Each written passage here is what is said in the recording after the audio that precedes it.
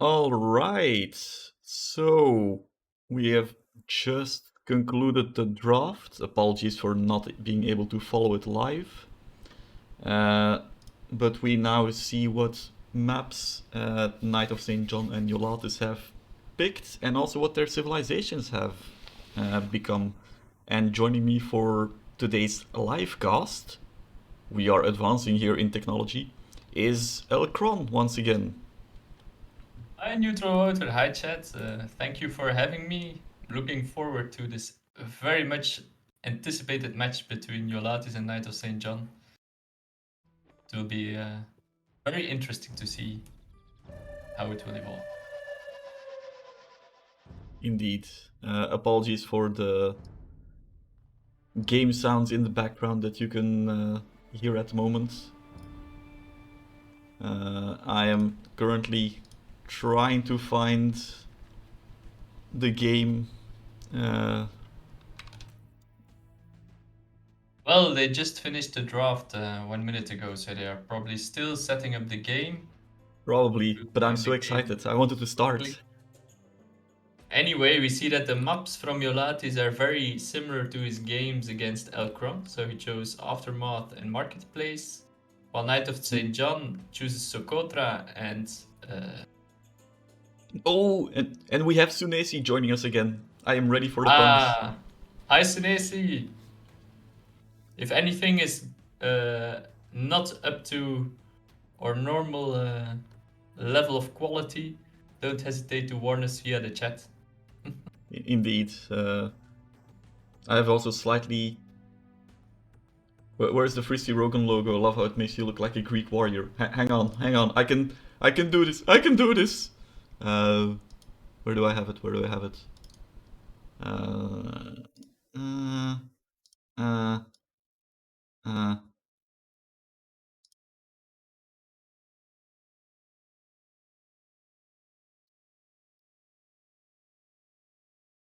And then here-ish. Like that? Like you know, the little wing. I'm mirrored, so this is quite confusing. Like the little wing on Mercury, I think it is for. No, Mercury is for the Romans. Hermes for the Greek, or like a futuristic helmet. Yeah, that also works. Uh, anyway, this this Fristi related interlude aside, you were talking about the maps, and indeed, his the choices here are quite uh, quite interesting. Yolat is going for Aftermath and Marketplace, while Knight of St. John goes for Land Madness and Socotra.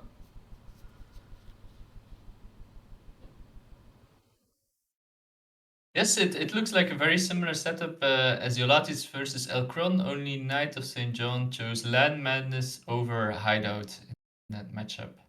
So it means that there's a very big chance that we will get 3 Empire Wars maps. So it means that both Jolatis and Knight of St. John love their Empire Wars.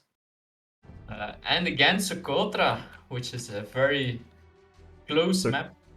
Players Socotra is close. always a fan favorite. Yes, but one difference is that this time with Socotra, Chinese have been banned by Jolatis Chinese, who have a big advantage on the And Socotra with the tournament settings. Knight seems to favor water maps. And not really, because you can't get to the water in Socotra. He favors water that you cannot reach. Indeed, he prefers it far away. Then again, he is West Flemish, so some link to water would have been expected.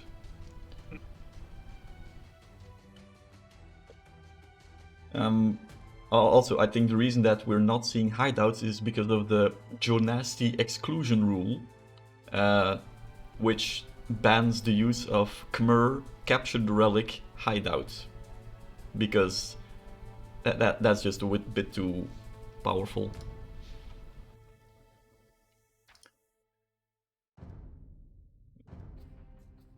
In Meanwhile, the I am meantime, still trying to find the game, if they have started or not.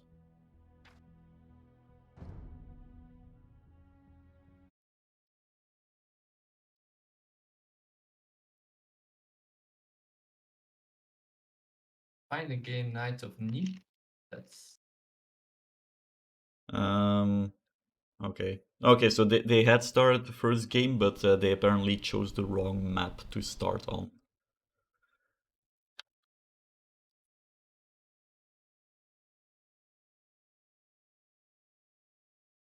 well, they don't have much choice. Huh? Should be Northern Isles. Indeed. So, Elkron, how's your weekend going? We need to fill up this error that is currently being unused. Well, there's much to talk about the match. We have the Civ draft Oh yes, to discuss, I huh? completely forgot. So, Why have we not talked about the Civ draft? because I heard that last time that I was a co-caster, I talked too much about the Civs. So this time I Who wanted to keep it short. who We see whoever that said that Jolatis. is just wrong. But indeed, let's have a look at Jolatis' civs. If I Um, see Civs, Vikings, Italians, Franks, Spanish Tatars, they're quite all-rounded, well-known civs. Certainly for Empire Wars, is a number of very good mhm, civilizations. Incas also.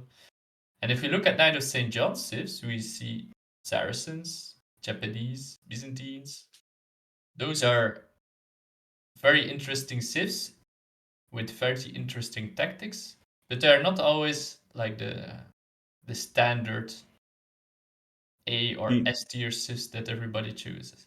So he has good civs, but he's more going for specific strategies than Jolatis. That tells me that Jolatis will like to play standard games, meta, um, try to get an advantage, build on that advantage, and win like that. While Knight of St. John, I have the feeling is relying on new mhm. strategies and I- non-meta. Indeed, that's also the feeling I have. And Jonasti actually asks a good question in the chat. Why would Knight ban Magyars? Seems like he has an abundance of camel civs. Uh, indeed, uh, but that does take into account that the scout rush is still quite deadly. You don't get your camels until Castle Age. But then Indeed, again, you definitely, are. definitely on maps like Aftermath, Land Madness, you can do a lot of damage with the scouts Mhm, before your opponent reaches Castle Age, and definitely because Magyar scouts get their +1 attack immediately mhm. from the Uh, blacksmith. So they are very deadly at sniping Indeed, but villagers. Elkron, let me ask you, what would you think? You know, Land Madness, that's an obvious map to pick Magyars. As Knight of St. John, why not pick Byzantines there? You have the cheaper pikemen, you have the cheaper camels, so you essentially just counter Magyars completely. Um, yes, but then you have to play a very defensive game, which I think is not what you want. Even if you have a good defense with the pikemen on Land Madness, for example, you will Sure, still always be on the back foot. If your opponent is able to boom freely and you can only defend, you cannot wall effectively on Land Madness. And that is also true. on Aftermath, it's a bit easier to wall, but it's still the same problem because you have the two trade posts, which are very important at the start of the game. So in Hmm. both cases, it's a good counter, but on the type of map, it's still not easy. Indeed, but if you look at the playstyle that you have to go for as Byzantines, that is quite a defensive one. You don't have the big bonuses that, for example, the Franks get with their immediately stronger knights, or the Magyars with their immediate forging and iron casting. So you don't have that offensive boost, but you have your cheaper counter units. So the ideal strategy with Byzantines is itself playing quite defensively. Yes, indeed. In the meantime, I see that there And is a game launched, but when I tried to join, I got an error. So well, to retry. uh, I, I can I can start to spectate. Looks like. I have a spec delay of still a couple of seconds. But in the meantime, I will already switch over to the correct scene. You All can go right. ahead. I'll try to fix things And indeed, on my end. Sunesi, still no Teutons. I don't know why. Obviously Teutons is the superior civilization. And yes, Antocalyptica also does not agree with the Magyar's ban.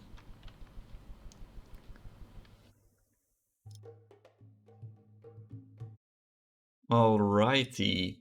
And we have Northern Isles, and it is Malay versus Italians. Yes, so two civs that are very good on water. We'll see if some go for landing. Oh, I think. immediately Knights of St. Hang John. on. We have a technical issue, I think. I think we should contact the players, because this does not look like a tiny map to me. Somebody used the wrong map size. These are a lot. These Maybe there was a special rule that it's captured the relic? Oh yes, it's captured relic. Somebody called it in. Because there's only one relic on the map. Indeed, and it's in the center. Rule. And yes, indeed, it's monastery. Start. So it is indeed. Wow, Hey. I had not expected and this. And immediately Knight of St. John. He doesn't like water maps, so he's making this one a quick one. Considering the fact that, you know, Jolatis lost to you on Hideout due to captured relic, how much PTSD do you think he now has? Like I'm not sure. I think a lot. Probably. Okay, so Knight of St. John just dropped 3 villagers and a scout on the center island. Not sure. Okay, so he's going to immediately tower there. That is gonna be quite nasty, because he's also almost in Castle Age already. Jolatis is only now going up to Castle Age. Going fletching, man-at-arms. I think he's probably going to try to prevent the monk from escaping the island. Oh, and then an immediate castle being dropped, because you do indeed start with a lot of stone in captured relic. Yeah, this is a very interesting first game. Very high tension between both players. In the meantime, I was able to fix my technical issues on my side. I will catch up with the game quickly as possible. In the meantime, I see that there's villagers fight going on, but there is indeed a major vill fight. Knight is much better prepared, yes, but ooh, now come the men-at-arms and the archer.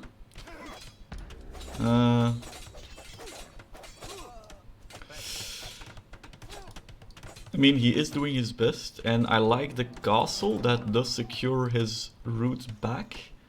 And then the fire galleys, soon to be fire ships, guarding the strait between the main island and the center island, and now the monk being transported. I think yes, so now we can already call it this is... And it looks like with the castle and the tower, there will be no option for Jolatis to actually counter this. The monk will safely pick up the relic, even indeed with the 2 archers. He cannot see the castle yet, but he will see it now immediately, and he will think, okay, this is super. The fire ships are also blocking the path for the galleys, so there is a full safe path for Knight to simply take a... Indeed, I think... And again, the strategy with the...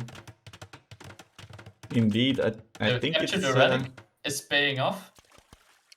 Absolutely. Jolatis, he has some galleys, but he will not be able to kill the transport ship in time. No, not at all. So this and yeah, the monk is now on his main island. That game is over. Jolatis calls GG and then resigns. Wow. Okay, that was... Poor guy. Poor guy indeed, poor guy. That is getting slapped quite hard. Really quite hard.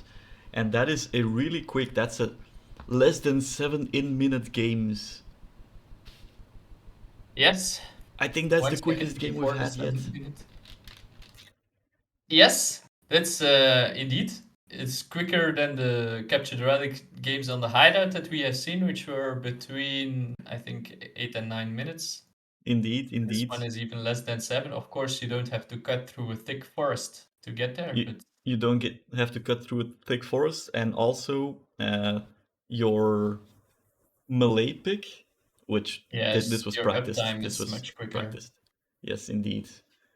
Jolatis will never play Capture the Relic after this tournament. I think Jolatis will have permanent PTSD whenever he sees a relic. It doesn't even have to be Capture the Relic. Was there a prize for the fastest game? Not yet, but we can do that. That is an option. Oh wow, that was over really quickly. Okay, this was a warm-up. Now, from our point, technically everything is working, so that was a good test. On Indeed, to the indeed. next one, I would say. Very looking Yeah, forward. indeed, indeed. We get.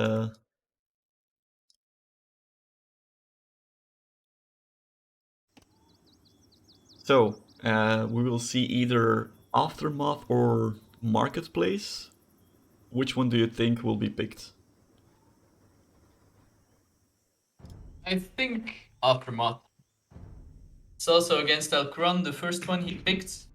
I think he feels quite comfortable Empire Wars nowadays. Mm-hmm. Or another one, Marketplace, could also be an option because it's slightly slower start, which might be good for him mentally to readjust his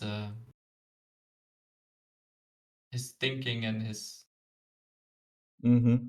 But if we have a look at the civilizations remaining, we see Yolata still has Franks, Vikings, Incas, Spanish, and Tatars. Um, which civ do you think, like, if I look at that, the three most powerful civs that he has left, Franks, Vikings, and Tatars, but they all play really differently. So the question is, what does Jolatis feel more comfortable with? The eco approach of the Vikings, or does he want to use the early start and like the berry gathering of the Franks, or does he want to go for that immediate power spike of the Tatars when they reach Castle Age and start with their cav archers? I think if he chooses Aftermath, that he will choose the Tars. Oh yes, Aftermath. That's a And that's an obvious choice for for Tatars. Marketplace, Marketplace, I yeah, would could say be Franks or Spanish, maybe. Franks or Spanish. I think I would give the preference for Franks there, because it's more of a Mm-hmm. normal Right. start. So you Yes. get your quicker berry gathering. Um, then again, you could also argue, well, with the berry gathering bonus, you're less impacted by any laming, so that might be a good civ to save for Socotra. Yes, indeed. My guess, On the other Vikings hand, on there's. Marketplace. So Anton has locked in his guess, Vikings on Marketplace. Is he guessing or does he already see the game? That is also what I was wondering. Uh, I can't find the game yet. Not yet. Oh, oh, I found the game How did you find it? What's the name? because I just looked for it. Uh,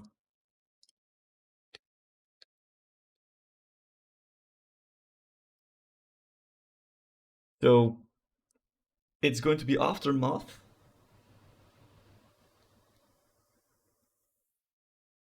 One screen Twitch only?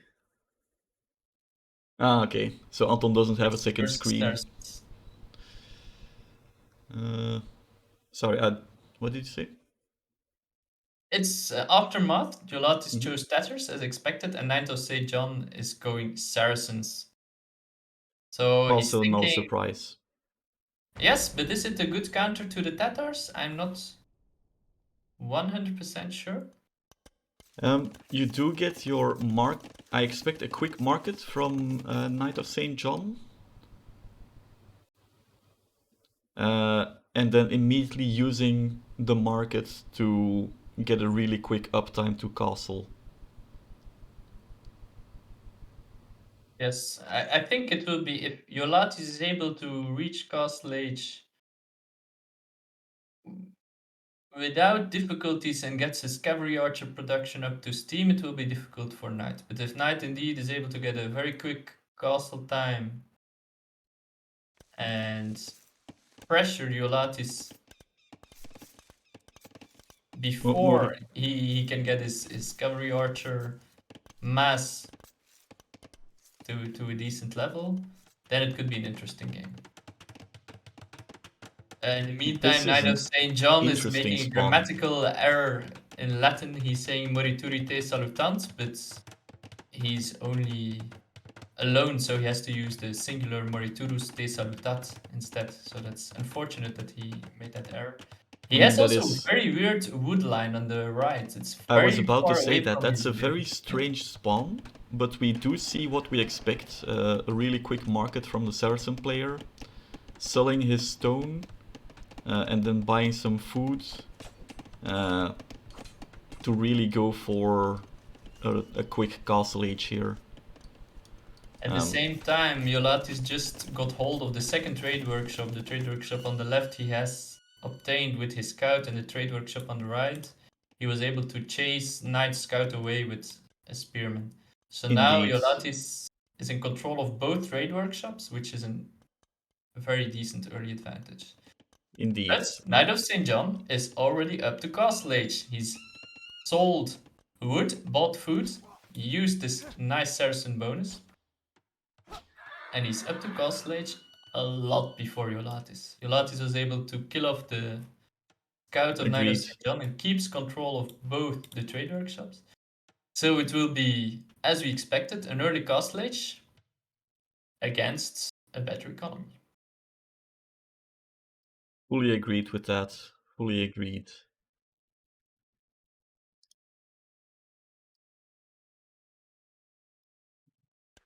Sorry, I was just fixing some technical issue I had with the chat box. Yes, in the meantime, Jolatis is scouting Knight's base to see the weaknesses, the woodlines, and so on. Well, Knight lost the scout, so he is unable to scout anything from Jolatis. So, question, yeah, it will be interesting to see how we will be able to transform the early castle age into an advantage. Indeed, and also Knight is going for scale mail armor and bloodlines, which tells me that he has a cavalry plan. So it's some knights or Saracens. If you expect the Tars to go for their cav archers, camels is also not a bad plan. Actually, camels I think are preferred over knights because they are a bit faster. And being faster means a lot. But on the right hand side, the first wood line is being harassed by Jolatis, the first wood line of Knight of St. John. He has to retreat his villagers. On the left. Yes, the other right indeed.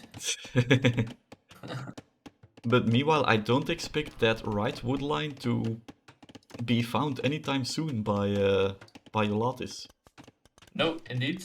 Even though his scout is quite close, but he's not moving it around. He's not moving first it around. Knight is on the field and will clean up the early aggression from Jolatis. So it's indeed, but Jolatis is now massing archers. He's also going up to Castle Age. Yes, he has 9 archers going already. And the good thing about the archers is you need the same upgrades for the cavalry archers. You need the same buildings, so you can already start massing them in feudal. The upgrades are very similar. Indeed, and you still with a mass of 9 or 10 archers and some spears, which he has at home. At the moment, he will be safe. But the knights are going forwards. Knights are going forwards. The right First trade trying to workshop capture is the trade. captured. Jolatis just decides to abandon with his 3 spearmen. I think that's a good decision. I think it's a good decision because you really need them at home. Indeed, A few knights can wreak havoc on your economy, so having them at home to defend your berries, your wood lines. And I like what I'm seeing. His wood line is defended. The knights are coming in, but they're coming in to an area that is quite heavily defended. Yes, but the first villager had been sniped, and that villager was just able to close a hole in his defense. Indeed. Otherwise, his gold would have been very exposed with 3 or 4 knights. So at this point, Jolatis reaches Castle Age, has a 4 villager advantage. And he has... And he was able to defend at home. Crossbow and Bodkin coming in. He still has control of one's workshop. He still has his 200 stone. I don't see... Well, I don't think that Knight got the value out of his fast castle that he was looking for. Oh, he and is that in villager. With 1 knight at the bottom. Come on, just garrison villagers. I mean, that is indeed a second villager snipe, but still, I don't dislike his position here. If he is able to, now the knights come in bigger numbers, so there are approximately Indeed, 8 but to I 10 don't knights think on the way, and the army of Jolatis is out of position. So that is indeed true. He will need to make a choice, but I see that the monk defense is working. The field. He made his first conversion. Jolatis monks are on the field, so he can keep his base closed, like it is now. He should be able to defend. He's also planning a second TC on the right, the real right this time, on a very nice spot. Gold and wood close by. Gold and wood close by, some nearby stone as well. I like that position indeed. I also think it's interesting that both players are still trying to keep control of the trade workshops. I think it's quite essential. They really do give quite a big bonus. Yes. Oh, and also, do you see what's happened in the meantime? Ooh, KnightofStJohn has fight has started. That as well, and KnightofStJohn has caught up in villager numbers. Yes, indeed.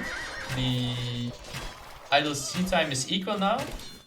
And KnightofStJohn was able to clear all the spearmen from Jolatis and is now able to directly attack the crossbowman, which is very good. But if Jolatis is able to focus down some of the weak knights, he can turn it around. But he should really pick his battles here. Yes. 3 knights are down. Still, okay, it's not, he will win this fight. Although, he's bringing his monk over, so he will be safe for now. But it was, it was. That was a good fight for KnightofStJohn indeed. Yes, good fight for KnightofStJohn, definitely, because the the spearmen are out of the way, so it's only crossbowmen that are left. And you really need the numbers for the crossbowmen to counter the knight. And at this point, the army of KnightofStJohn is simply stronger than knights. The army of knights stronger than Jolatis. Fully agreed. So army second archery for KnightofStJohn, but from the economy we see that Jolatis is trying to regain the advantage with his 3 town center boom. Indeed. Oh, and we get the cavalry archer switch for Jolatis. Indeed, the cavalry archer has started. He starts with 2 town centers, cavalry production, cavalry archer production immediately. He has all the blacksmith upgrades, but still needs to get ballistics and so on. But first, the numbers are the most important with cav archers. Absolutely. Before you want ballistics, you want to have the numbers. I was just about to ask, how do you feel about, because he already has 20 villagers on wood, 12 on gold. So he should have a really good income here. How would you feel about plopping down a quick university and then researching ballistics? I would, at this point, he just built 2 extra ranges on the right side. He first needs to get all of these ranges producing. If you need more resources for that, that's the first thing. And if you have leftover resources, indeed go for ballistics. But at the same time, a fight is going on at the Ballistics center being of researched now. Jolatis' bases. And KnightofStJohn is retreating. The mass of crossbows and cavalry archers are becoming difficult to deal with. So Indeed. KnightofStJohn is retreating, is still on 1 TC. So And the longer it takes for him to boom with multiple TCs, the bigger the And at advantage home for he Jolatis is will become. switching to camel riders as well to counter the cavalry archers. Ballistics is now in, and this will also help improve the battles that Jolatis is picking. Indeed, he still needs to be very careful. These cavalry archers are still very fragile, only 50 HP each. Knight is really trying to surround them with the camels and the knights. He's doing a good job. I He like still what he needs did to be there, careful. sending a villager to distract KnightofStJohn and go for a Vil snipe, rather than keep chasing his army. And now he's building up a really scary mass. He's already got 14, 4 more, so he's already got 18 cavalry archers Yes. on But the location. issue that he has is that he doesn't have enough villagers on foot to keep producing from 3 town centers. So actually one of his town centers will more or less be idle all the time. So his economy advantage will not But grow. now Bloodlines is coming in. He's got a mass of 24 cavalry archers Yes. already. Yes, This now is the getting very snowball. Yes, now the snowball is starting.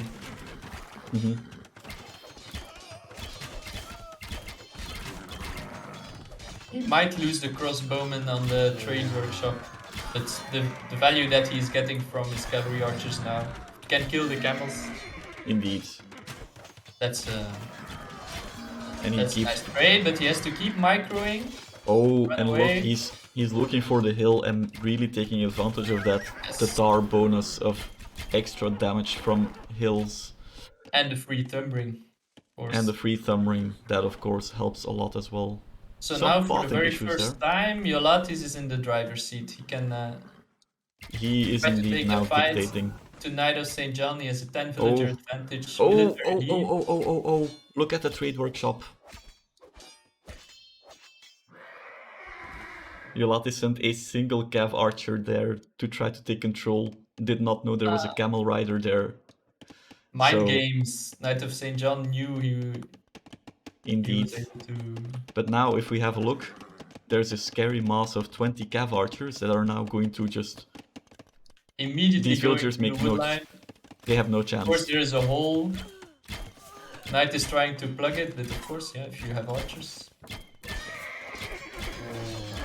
Ooh, I don't like this fight. Ooh, Jolatis, that's a bad fight. He was not looking at his cavalry Yeah. archers. Yeah, lost 10 cavalry archers or more against that mass, so that's a very good fight for KnightofStJohn. Indeed. Even if he lost some villagers, I think that was very good. If you can thin out the herd of cavalry archers, then Knight has a chance. But the villager difference, of course, Is growing and growing. so Even if he's not producing constantly from 3 TCs, the fact that he's up against a 1 TC push from KnightofStJohn, he still has quite the eco advantage. indeed, and you can make it 4 TCs in the meantime. Oof. So, That is quite you the like boom it- going on. Using cavalry archers and villagers from these TCs, this will be very difficult. Rohirrim style, indeed. But the switch to skirmishers, that's one I like. Because the only thing Jolatis is making is have a cavalry archers and some pikemen or spearmen. So skirmishers counter both if he can keep up this production. Knight can get Indeed. back his military. But in the meantime, the knights and the camels have also been thinned out. Yeah, Mainly skirmishers now that KnightofStJohn has. That means that he. I think that's still a problem because you need some knights and camels to be able to raid. Because if you only have skirmishers, you can only defend, and you already know that you have a big economy disadvantage, and you need to be able to raid to. Jolatis buying 100 stone and then I'm guessing building an outpost somewhere because he lost 5 stone. Yes. Or is that just a wall? On the right side, on his fort TC. Indeed. At the same time, he's again raiding with 20 cavalry archers. He's trying to find the villagers in the north, and he's finding them. He is finding them, but the scary thing is... Knight is sending them all the way to the corner.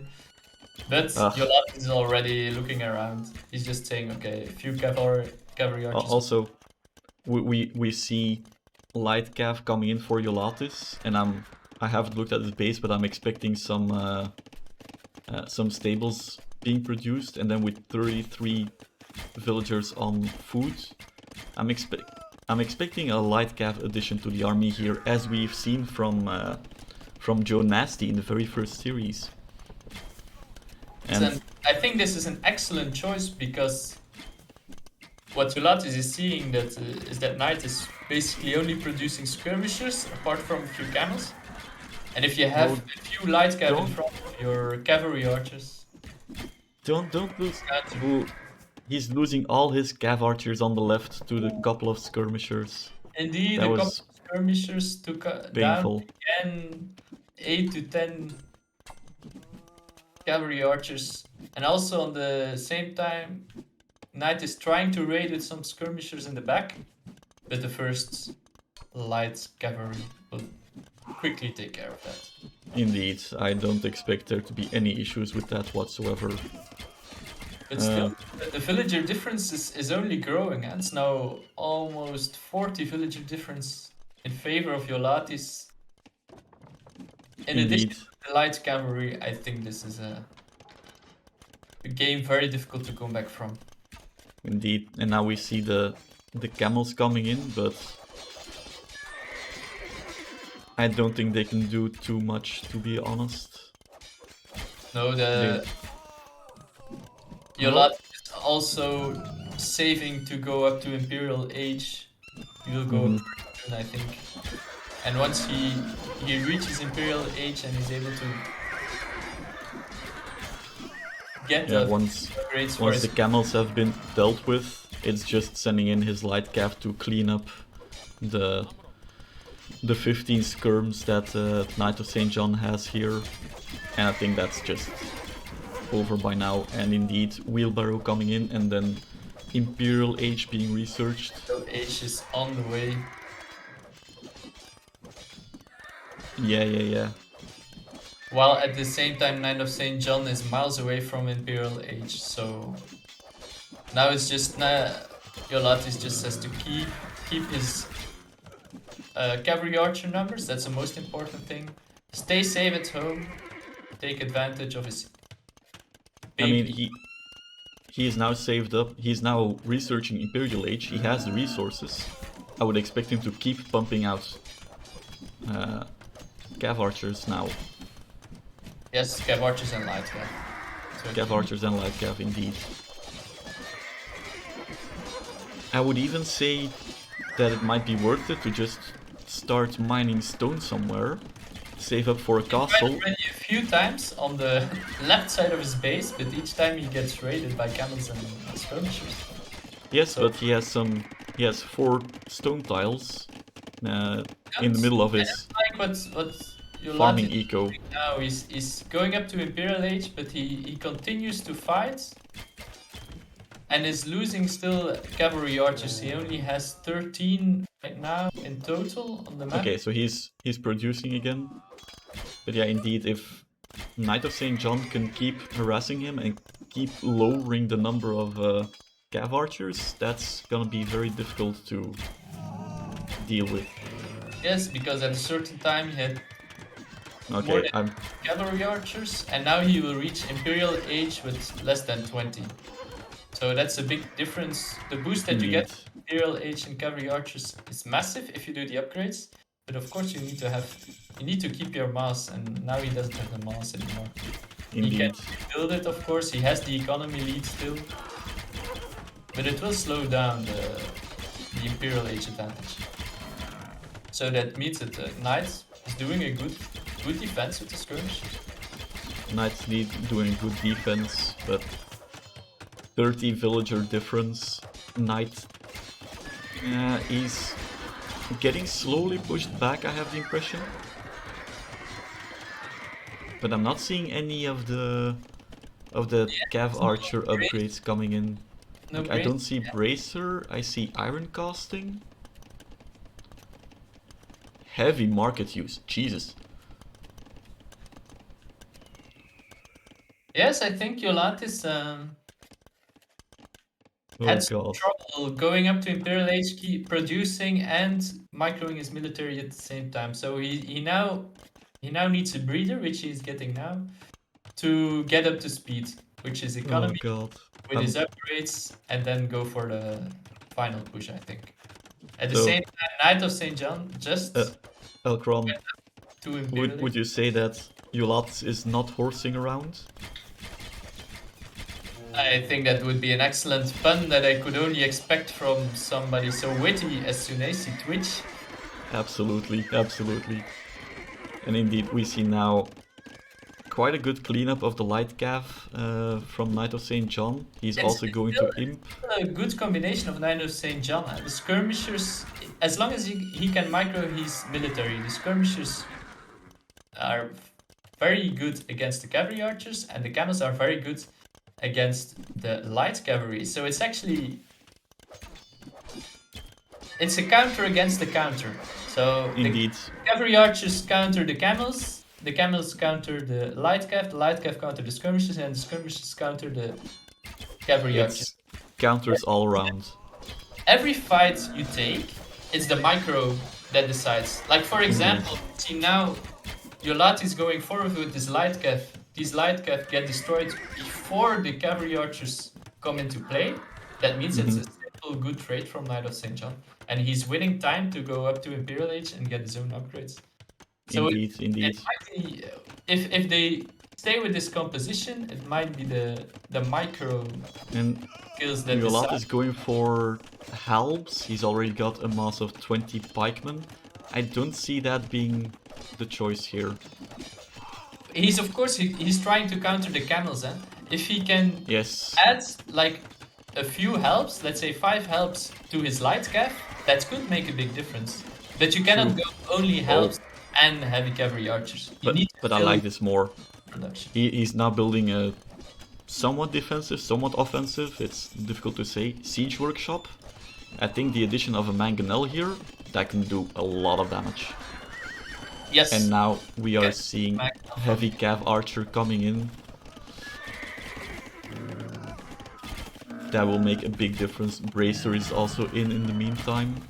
Okay, if he that means he just needs He the also heavy now cavalry, has archer upgrades to have almost impossible to deal with heavy cavalry archers. So he's getting up to speed with his upgrades. Heavy cavalry archer is in.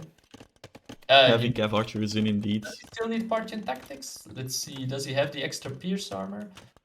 Partian No, tactics still needs is, Parthian tactics. if I remember correctly, isn't Partian tactics researched for free by the Tatars? Indeed, I thought it was that means that something he in needs Partian the last tactics. armor upgrade. He's missing the last armor upgrade. He is missing the last armor upgrade, but he's also now building an offensive castle. Yeah, That will give him access to... economy, raiding in the back with heavy cavalry archers. Knight of St. John is below 40 villagers now already. So it's okay. At this time, if you look at the population, it's 180 against 50, so this game is completely Yeah, open. Jolatis can just do what he wants. It took Will we time see to get rolling from silk Jolatis. armor coming in? Oh, and now he's just sending the vills forward, buying stone. And then another castle just in his face.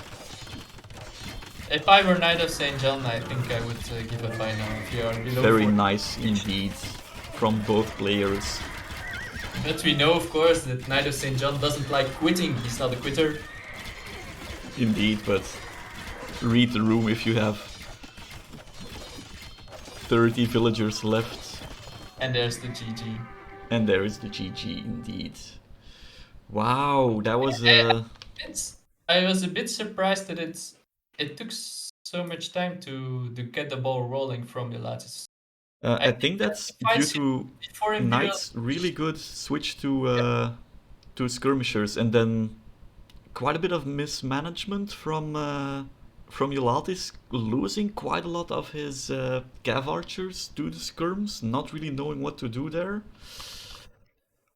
Yeah, that was Yes, I mean it's a. For example, Anticalyptica is a very correct assessment in the chat. He says the KD was equal only because 60 villagers died at the end, and indeed, in almost every fight between Castle and Imperial indeed, Age and the early Imperial Age, Jolatis had the advantage in numbers, but was not able to use it indeed, in the fights in the micro. It was always the light cavalry was quickly finished off by the camels, without losing camels to the heavy cavalry archers, and then you just have, of course, a winning composition. So in the fights, Knight of St. John is proving very able to counter Jolatis.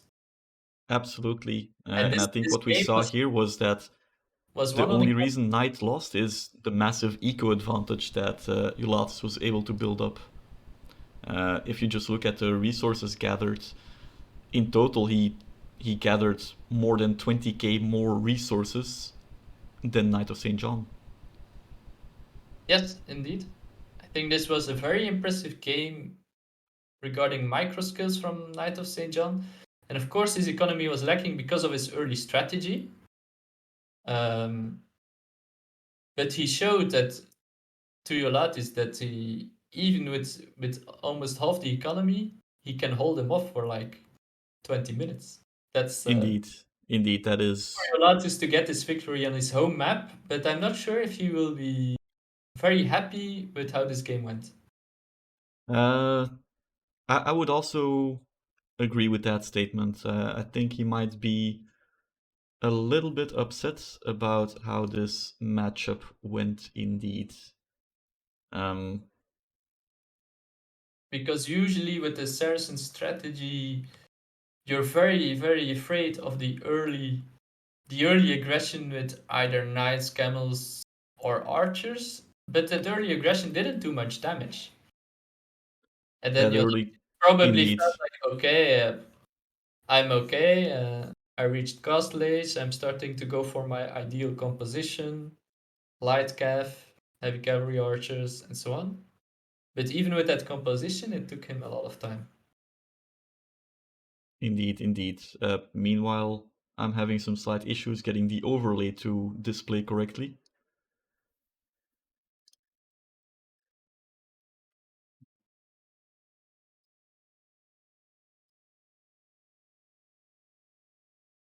Somehow it is not recognizing or doesn't want to recognize. This is the problem when you code something yourself, and then sometimes it just doesn't work. But yeah, I think indeed if Knight had managed to convert his early Castle Age to a little bit more damage, then things might have been very different. But Jolatis managed to hold him off quite well, mass up enough archers and crossbows to hold off the initial wave of knights, and then I think that going for TCs first, building up the eco and getting the eco lead, I think that was the key in this entire engagement here.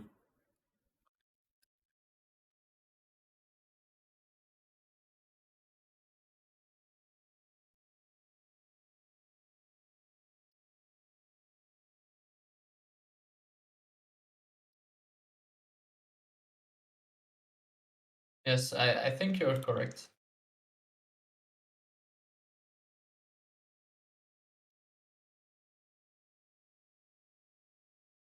In the meantime, I'm looking at the third game, searching for it. Of course, we have a 1 minute delay, so we might have to wait some time. Which map do you think Knight of St. John will pick? If he would have Chinese, he would have picked Socotra, I think. But now he doesn't have Chinese. He doesn't have Chinese, he doesn't have Saracens anymore, because I know he likes his Saracens fast castle push on Land Madness, and that's not a bad plan at all. He also doesn't have to go up I think against he will Nika. keep Japanese or Socotra, because with the better infantry from the last patch and the fact that you're so close to each other. Agreed, and we all know that he loves his men-at-arms rush, which is especially powerful on Socotra. That means that if he picks Land Madness, in his stead I would go for Berbers, because you want the mobile civilization. Ethiopians, Mm-hmm.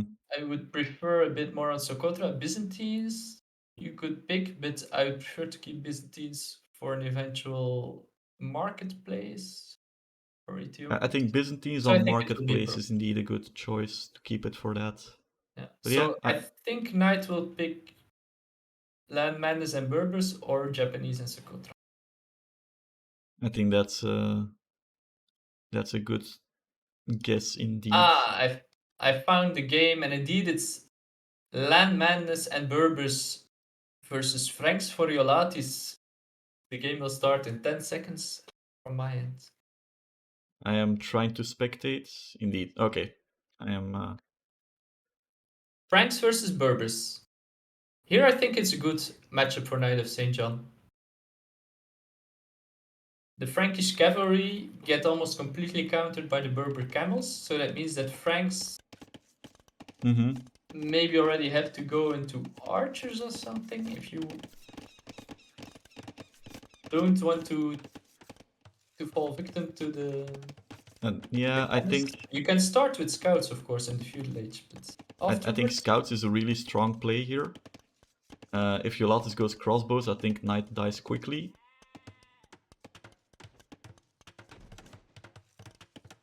Let's see how it plays out. Wow, Curious to see what Jolatis' plan will be with the Franks. Well, sorry. Apparently we have.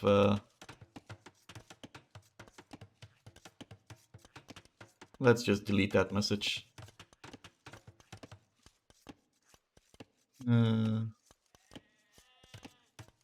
Yeah, if Jolatis goes crossbows, Anton thinks that knight will die quickly. If I would be in this matchup, I wouldn't go immediately for a full cavalry approach as Franks, but you still need something in the mobile in the feudal age. So I see that the first stable is out from Jolatis. He's making scouts, but the question will be how many will he make? Because indeed, if you're able to get castle age unscathed and produce archers and crossbows, it will be difficult for knights. I agree with the excellent advice from Antocalyptica. But he's still producing scouts. He has 4 scouts on the field already. 3 scouts for Knight of St. John. And some spearmen for both. Okay, the first aggression is for Jolatis. He's going with his scouts to Knight's base. Let's see how this will play out.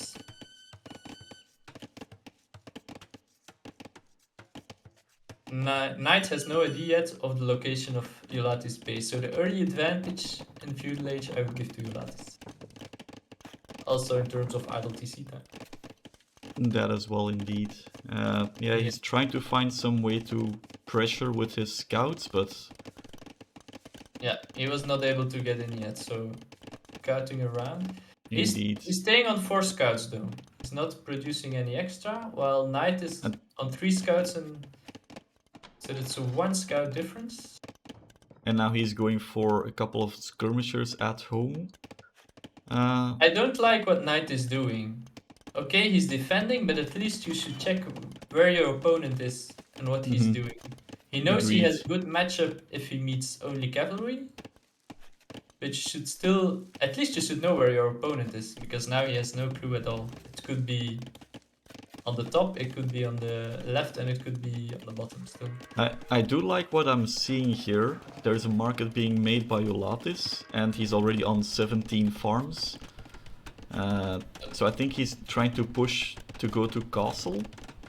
And he's And I also at think the gold. At the gold, he's taking one villager down at least.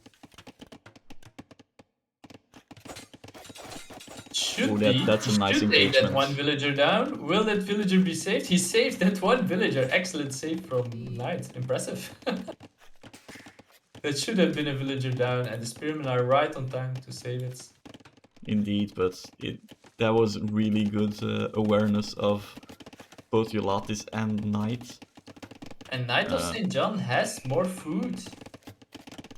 Who will... Oh, but Jolatis is using the market. He will go up. Very quickly, but Knight will be first. Knight will be first indeed. He should sell some stone, I think. I think Jolatis bought too much food. He bought food to go to Castle Age, but then he didn't have the gold. Indeed, that was And now a big problem. his economy, now he has too much food, not enough gold. He's not up to Castle Age yet. He's losing almost a full minute. He could have gone up to Castle Age already. Oh.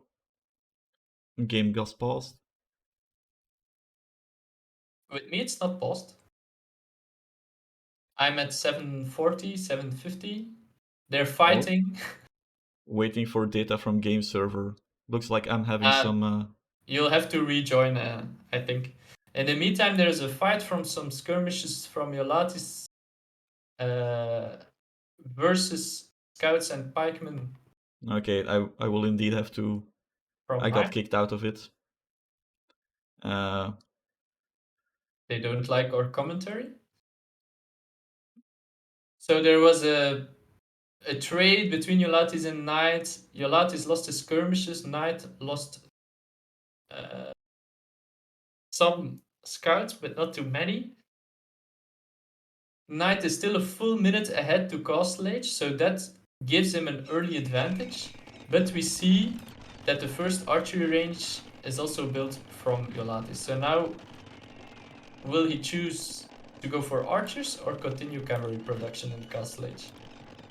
I think that's a crucial choice that he has to make. If you look at what Knight of St. John is producing, the spearmen, the cavalry, he's building now knights and camels. You know that's the Berber choice, the Berber preference. I think archers should be the way to go, but it's still some time before he will reach Castle Age, half a minute.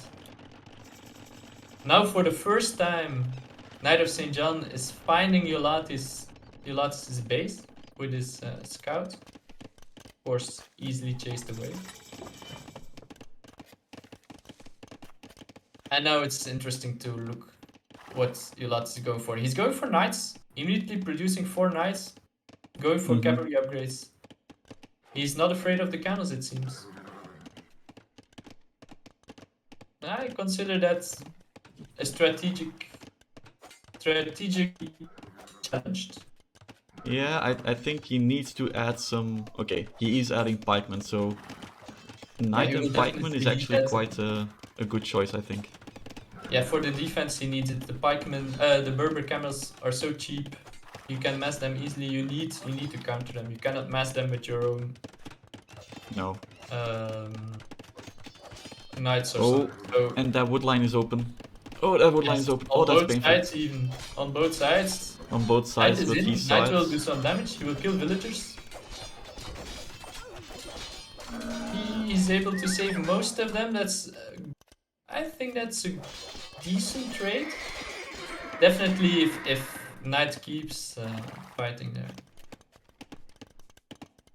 Okay, yeah, so in total it's now 3 villager kills for Knight and 2 villager kills for Jolatis. Yes, the eco is quite even, I would say. The idle TC time is a bit different. Yeah, but Yeah, the eco is slightly in favor of Jolatis due to him having wheelbarrow, but his woodlines are open on both sides. He will still have to but fix he does have a second TC and a and going TC on for the a way. third one, so he Also should be raiding able with to. his light cap, which he kept at the back, picking off a few villagers. Taking. That is nice indeed. Yes. Going up to 5 eco kills. Yeah, but then Good use of the losing his scouts, I light think. cap. Now the front of his base will be a big Indeed. fight. Knights and spears. Sorry, knights and pikes. Knights Could and counter pikes. everything that knight has. So if Jolatis can keep his micro under control, but Sven is doing an excellent job focusing down the pikes and then going for the knights. This was an excellent fight for Knight of St. John. Indeed. If Jolatis was indeed. able to use his pikemen more efficiently on the camels, this fight could have gone different. I think, considering what we're seeing here, I think Jolatis needs to mass up a few more pikes. I think the ratio of knights to pikes is not really as it should be. Yeah, close his game. own Third town center comp. coming up from Knight of St. John, so the Yeah. eco difference not too big. I'm not liking the fact that Jolatis still has not plugged the hole in his woodline here. I know it's only 2 villagers, but On both woodlines, the woodline on the left is Oh, the same, has the same well. problem. now there's a big Oh. hole. That's another way to get rid of that hole. Now it's not a hole anymore. That is true. Oh, he's I gonna go think for he wants to build smaller another town walls. center there, but he doesn't have to. That is also a strategy you can use with the Frankish cheap castles. Just defend these key locations like the hill right in front of his base. Plop a cheap raid of Knight castle of on St. there, John. and that's gonna be painful. Knight of St. John wants to raid, Yeah, but Jolatis Jolatis spotted reacts it. just in time. That was calculated. Yeah, That was he very has much his calculated. cavalry's army on the way. Yeah. Knight of St. John is keeping Jolatis at his base. Has good production going on with the camels. Doesn't have too bad of an eco problem. Jolatis is able to plug the hole on his woodline. Mm-hmm. I think the difference here is the ghost town center of Knight in the north. He has been building that town center for a while, but there are no villagers building it. Indeed. It's also noticeable, Jolatis is now gone for the monk defense as well. And I think that's also not a bad plan, trying to convert the units that are being thrown against him. Yes, though it's good for defense. Mm-hmm. So as long as Knight of St. John is keeping Jolatis at his base, the monks can be useful. But Jolatis is not picking the best fights, I had the impression. Not picking the best fights. Also, he's lacking in villager count. Like, his town centers are just idle. Indeed. So he's on 3 TCs, but Knight of St. John was a taking little bit too greedy and lost comes to the pikemen, so now it's quite an even battle. There are not too many camels left. I think now would be a good plan for Jolatis to just try to stay defensive and try to go Imperial, and then with the Frankish Cavalier and then maybe even Paladin. Like, yes, the camels counter them, but not really cost effectively. They just have so much HP. Yeah, I don't know. I think at this point in time it's too early to go Imperial Age because it can snowball really quickly. If Knight of St. John is able to outproduce military... Oh, but now I think Knight of St. John is taking a bad battle with the monks present. This is not good. Yeah, no, indeed. That was a bad plan. That was a bad plan indeed. I think that this was suboptimal battle. Mm-hmm. If you look at the military difference now, Jolatis has the advantage, but economy-wise, it's very similar. Though Knight of St. John will need hand card. I would expect Jolatis to pull a few villagers off of gold and going for a couple more farms. I would also go for stone to defend your base a little bit.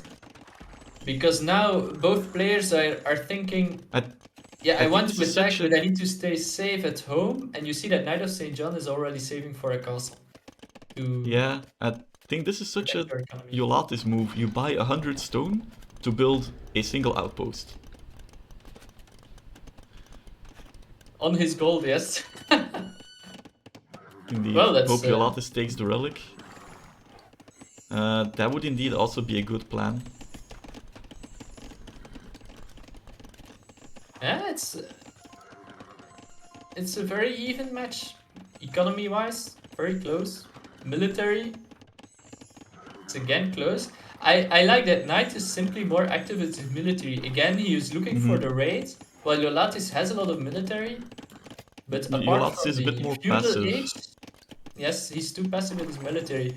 He's out of position. The wood line now will hurt. But Knight is not going to the wood line. He's taking the farms, also an excellent choice, since that hurts Indeed. all your production. Your military cannot go up to Imperial Age. I wouldn't go for the town center if I was the Knight. I would you know that the army will be on time, you're just fighting underneath the town center, and you can do more damage to the wood lines. So this is an unfortunate fight. It's not too bad because the pikemen were too late to the battle. Indeed. So he was able to take down some knights. But still, you see that Knight of St. John is being more active. He's using his military more efficiently, also raiding on the north with a camel. Oh, that one camel is doing damage. Yeah. Idling the eco of Jolatis. I think now you could say that Knight of St. John, if he keeps this up, he has a defensive castle on one side of his base. And is now taking a very good fight against the Knights of Jolatis. I think Knight is coming back here, I think. Well, I wouldn't say coming back, it was equal for a long time. But he has the better unit composition. He has a slightly better eco now. And he has a castle already defending one side of his base. So he's better setup for the late game. Ooh. I'm not... Do you also have I have a pause? from the game. Me too. I'm also paused. There was something weird with all the camels being in one spot and now being in a very awkward position to fight. Yes, that is quite the stacked number of camels. And I think that's actually a very good fight for Jolatis. Yes, because he can encircle the camels and will have his pikemen participating in the battle. But yeah, let's see what the players are waiting for. Also, Biochemica, welcome to the chat.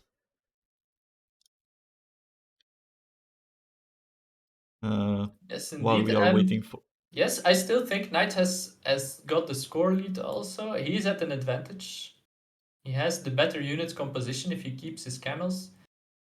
The economy is very similar, with the difference that I would say Knight of St. John has so much stone, but everything else is the same. And he got his camels out. He got his camels out, indeed. But he's taking a new fight against the pikemen. That's not good. I think now he has enough pikemen to be really scary. Ooh, that's. And we see indeed camel archers being added. Camels and camel archers, that is a very scary composition against... Yes, but also very expensive. I'm not very sure expensive, if indeed. To keep it up.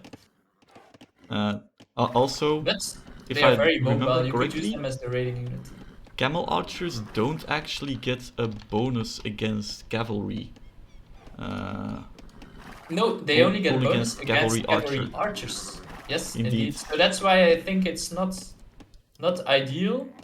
And for the first time, Jolatis is trying to... Ooh, he found a hole at the base of Knight.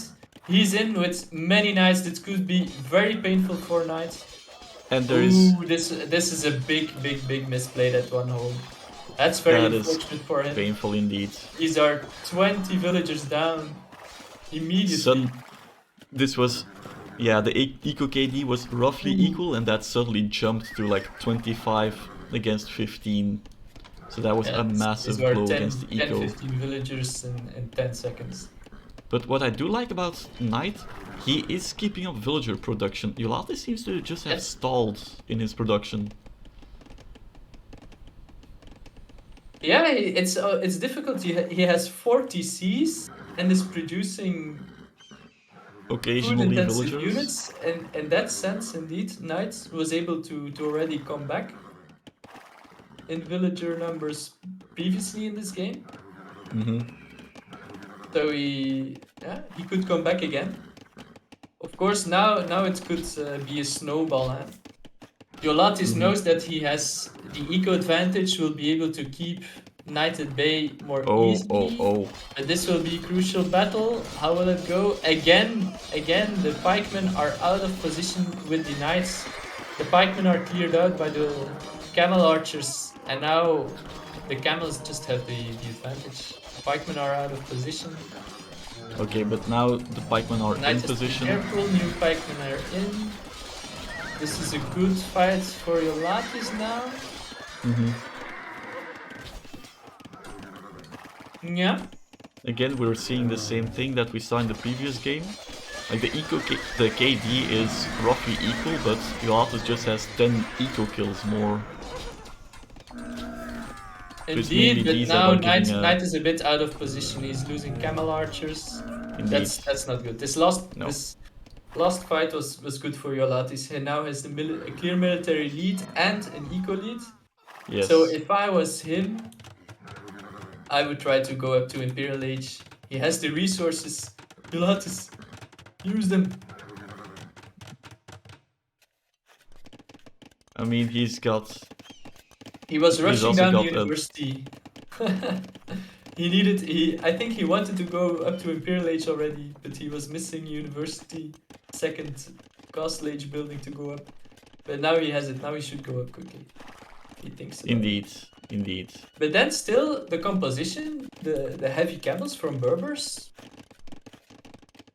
I mean, it will take some time for Jolatis to go up to Paladin. Huh? So still the composition is in favor, I think, of KnightofStJohn. Elkron, can you have a look in the chat and see what Sunesi said? Are we going to react to that or not?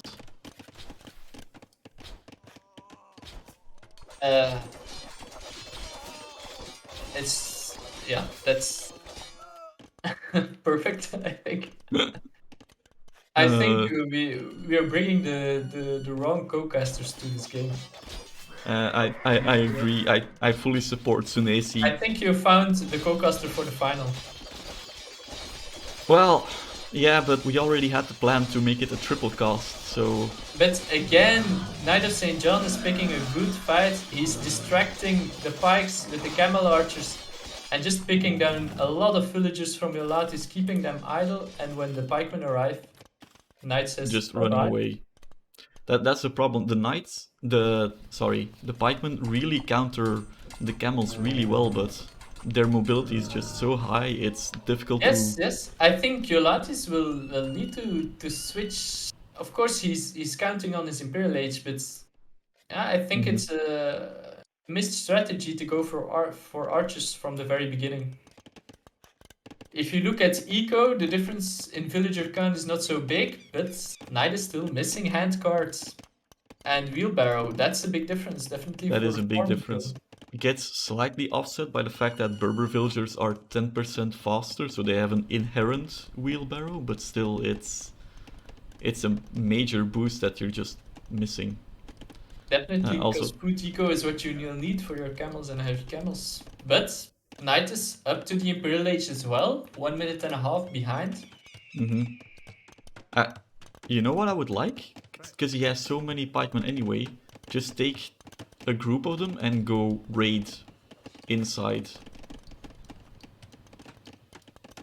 But yeah, I understand what you mean. But with pikemen, it's very difficult because the Berber cavalry archers deal with them very easily. True.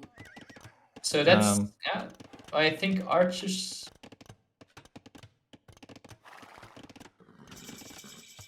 Would be a more logical play. Okay, now we see the Okay, but cavalier let's see. coming in. Oh, Immediately finally a researching Frankish cavalier. castle coming in. Yeah, you see, Jolatis has the resources, so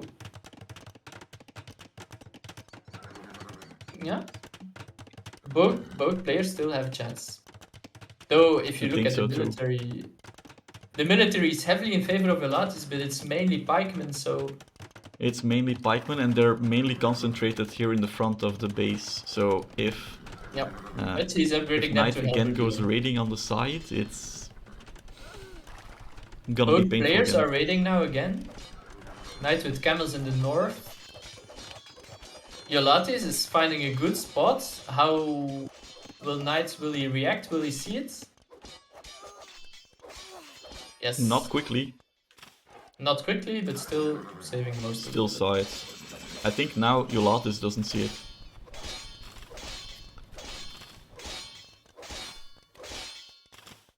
Okay, now he noticed. Oh no.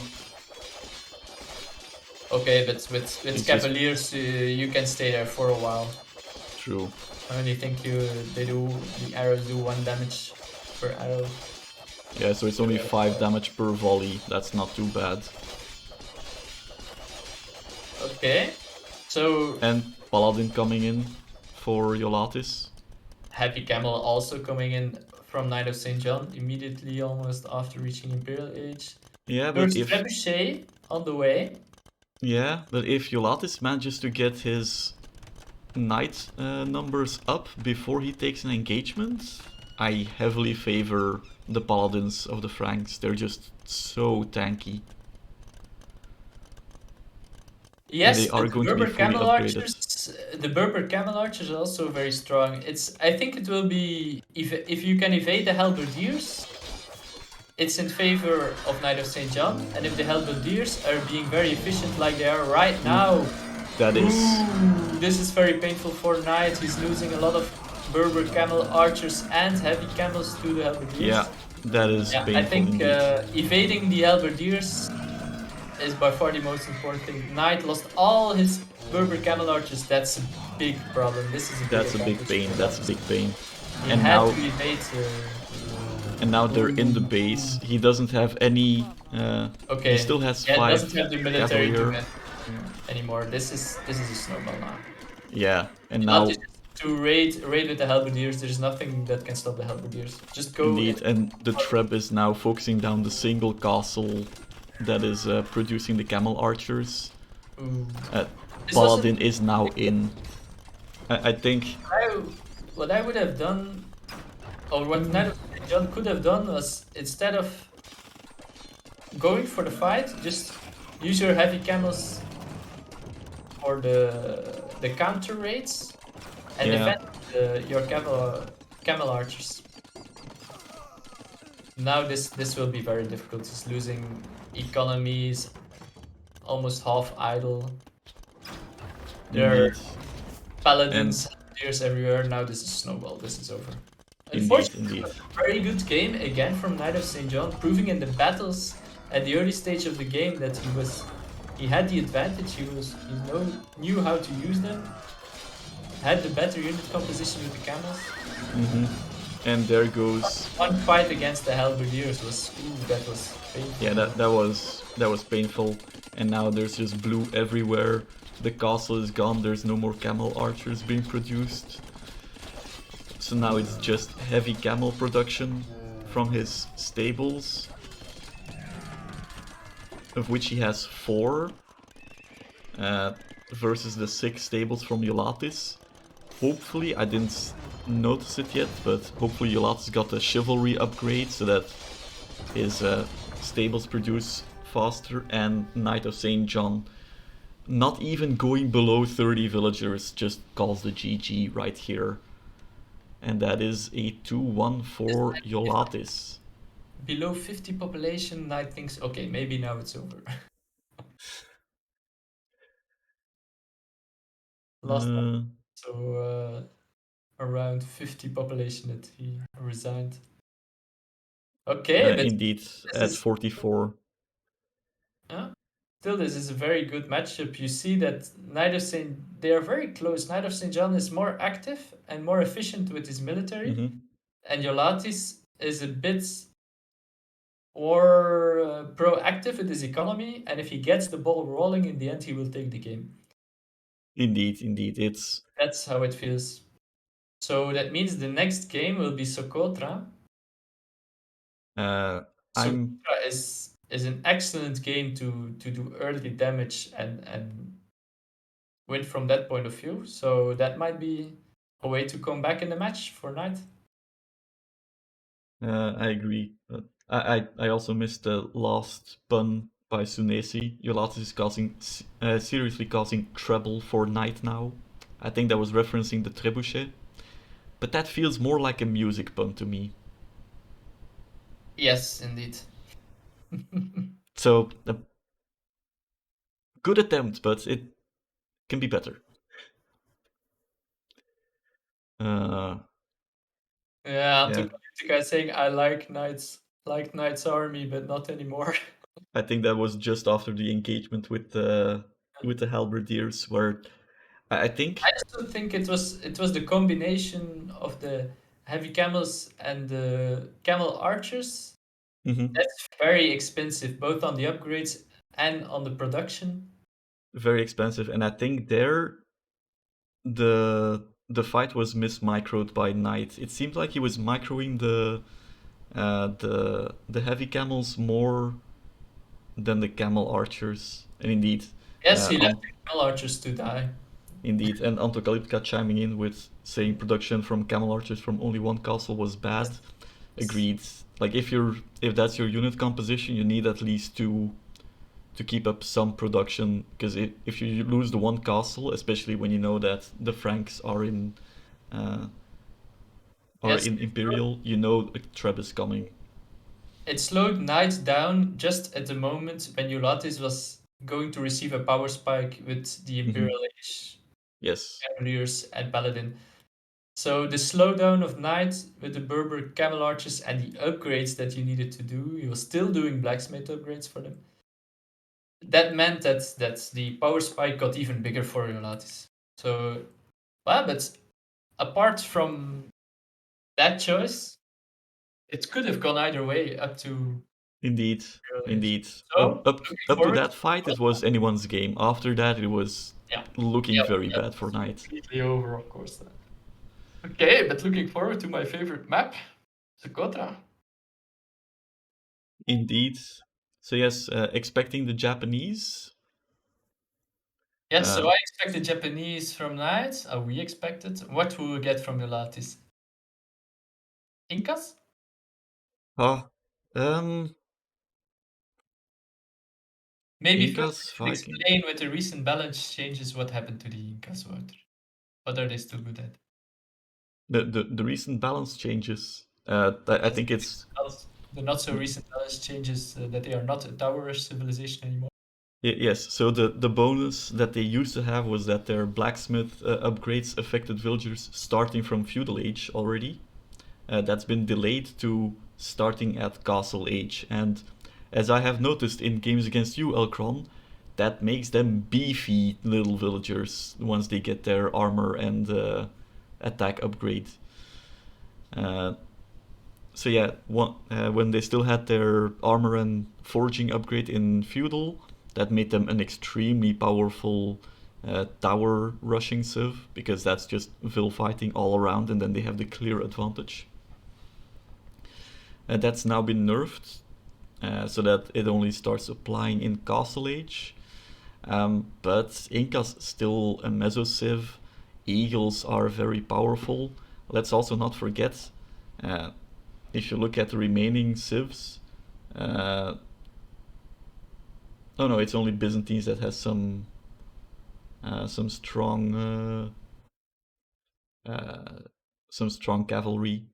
Um, the Kamayuks are basically pikes with range, and they are pretty powerful as well.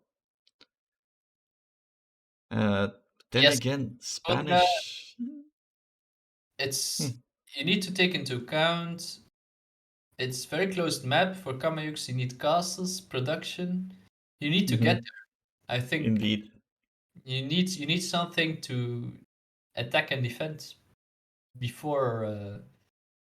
Yeah, and I think it might be a good plan to go for Vikings. I think that might be a good matchup now. Their infantry received a huge boost. Uh, it used to be, I think, 10, 15, and then 20% HP bonus in Feudal Castle Imperial. That's now been changed to 20% flat. So their infantry got a huge boost. And that can somewhat counter maybe the 33% faster attacking Japanese infantry. Especially Berserks have been boosted as well. So yeah, I'm hoping that Jolatis takes the Vikings, and then we see He's some. very interesting matchup. I think with the Indeed. balance changes, buffing infantry for both civilizations. I think this would be nice to have. That's like a real arena. You have Yes. but with both players inside the walls. Like a real That's arena. that's a gladiator game. Let's go for the gladiator game. Okay, and we Antarctica have is the. rooting for Knight. He says, "Go, go, Knight! You want the decider game." I think everybody is rooting for this decider game, and what better game to reach this decider game than Socotra, having a gladiator arena with two infantry civs. Let's try searching Indeed. the game. I Uh, found Jolatis' game. It's Socotra, of course, and it's not yes. Vikings. Neither say It's. John is Japanese, but Jolatis has. What do you think? I don't know. I am in Capture Age. I'm only looking at Capture Age, so I'm going to guess Spanish. No, not Spanish. Incas then. Vikings. It's Incas indeed. This is. Okay. It's also an infantry civ, so it's a meso civ, of course. So I'm looking Oh. forward. Oh. We forgot about one thing. Incas get slingers. Which are an excellent gunster against infantry. That Indeed, indeed. I think that's premeditated. That's something that Jolatis thought Yeah, of up front. yeah, for sure, for sure. Oh, and we are in the game, I'm in the and game. since it is regicide, uh, we see that there is some housing issue going on right now, and For both players, but KnightofStJohn was slightly quicker with indeed, I think he first was house. a bit more efficient in placing the houses, but I don't think those 4 seconds of idle TC time will be too crucial. What do you think of the towers? The tower Um, placement is also always crucial in this setup because well, it's I slightly like Knight of St. John's Tower more. Um, it's still within range of the town center, so you can't just go attack the tower. You will get ranged by the town center. And Jolatis really has an annoying placement because he can't place farms next to his yes, town center that easily. I also don't like at all. It doesn't help protecting a wood line. It's a bit too close to the town Oh center. god. All right. Well, yes, Knight of St. John. We have seen the deer lure with the king. But we've already Uh, seen enough deer lures this tournament. I'm looking not for deer lures, but for. I am looking for laming. That's how you should play Socotra. At least that's what I learned from the game of Elkron against Jolatis.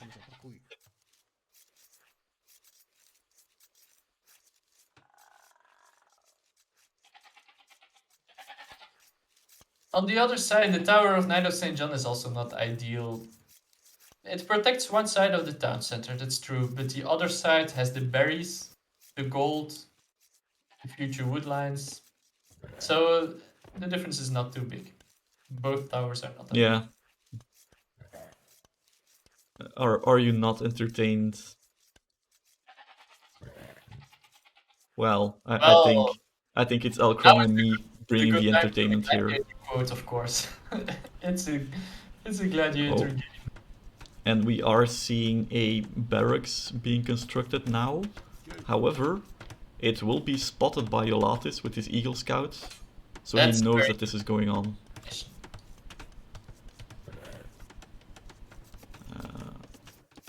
Meanwhile, we are not seeing a double deer push anymore from Jolatis. He's just building a mill and securing his zebra resources that way. Of course, he did get his elephant this time, so I think he's already with the start. Indeed, indeed. Oh, and Also, Loom Knight having is been building a researched by Knight of St. John.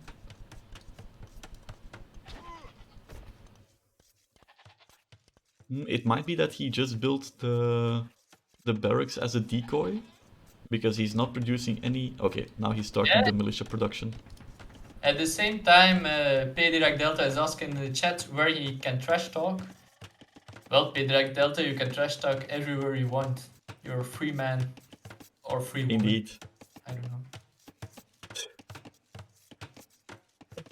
Oh, is stealing zebra from Knight. He has stolen a zebra, but the scout of Knight has seen it. Will he be able to stop it? It's already quite close. This is micro-intensive. Micro-intensive and is within range of the tower, so... No, he will get the zebra. That's a nice catch. Nice catch indeed. Knight has military, has 2 militia on the field. Will he be able to get some value out of them? We've seen in the previous matches that he's quite active with his military and is able to use it. Oh, that's painful. That is painful. Oh, indeed! The stone that Jolatis wanted to mine is exactly where the militia were going to. This is painful. He doesn't have the army. Doesn't have Loom. He doesn't have Loom? No. No, he has Loom because he was able to kill all the military. Although, no, I'm not sure. Indeed, maybe he doesn't have Loom. No, he doesn't have Loom. He only has 25 HP villagers. I mean, it's Regicide, so we start with 0 gold. Indeed. And he hasn't mined gold at all. Very painful. 3 villagers down for Jolatis. This is a Chinese start now for Knight of St. John. Yeah, that is... Ooh, this is painful. And indeed... he has a barracks producing from the barracks. Indeed. And Jolatis is only now going to gold, trying to get the 50 gold he needs to get Loom. Saving his woodline just in time. Saving the woodline, indeed. That is some clutch quick walls. There's a big difference. Jolatis is up to feudal, and Knight of St. John only just went. He's starting to go up now, and we see an archery range. I really think that we're gonna see some slingers this game. Could be, but still, economy-wise, Jolatis is behind. He had to pull his villagers from the deer. He will need to pull his villagers from gold or quickly. Ooh, again a He's wall. got this. He's got this.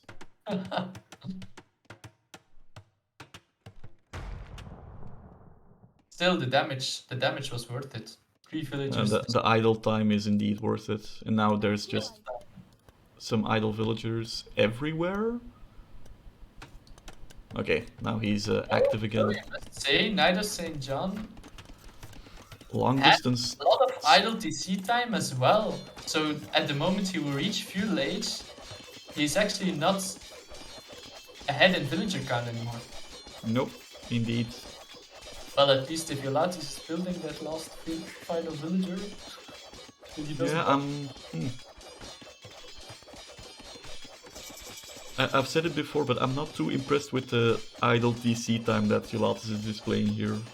No, he's allowing Knight of St. John to keep his economy advantage. Indeed, and that's... Well, if you are being attacked and not producing heavy military to counter it, then you need to press on and make sure you have the eco advantage. And he's just not doing it. Yeah, the man-at-arms upgrades come in. Only one archer on the field, one other archer in production. Do you get slingers in feudal age, or do you already get, or do you only get them in castle age? I think you can only get them in castle age. Yeah, so that's why Jolatis is forced to go into archers early game, but still, this is starting to become a nice mass of man-at-arms, which will tear down buildings very quickly. Jolatis needed 2 villagers continuously repairing the mining camp to compensate for the attacking man-at-arms, but the archers are able to lure the men-at-arms away. Yeah, so advantage for Knight of St. John stays in the economy department. In the meantime, we see that a tower has been made by Jolatis in the south, which... I'm not sure what that tower does. Okay, well, I guess it ranges the gold and stone tiles on that hill, but... It's, I don't know. a base to attack from, I think. Indeed, on that stone and gold tile, but the villagers that have built it now need to go all the way back because they didn't have the wood to build another lumber camp. And considering that there's only 22 villagers on the field for him, sending out 4 villagers and accumulating that much eco-idle time, it's also not that great.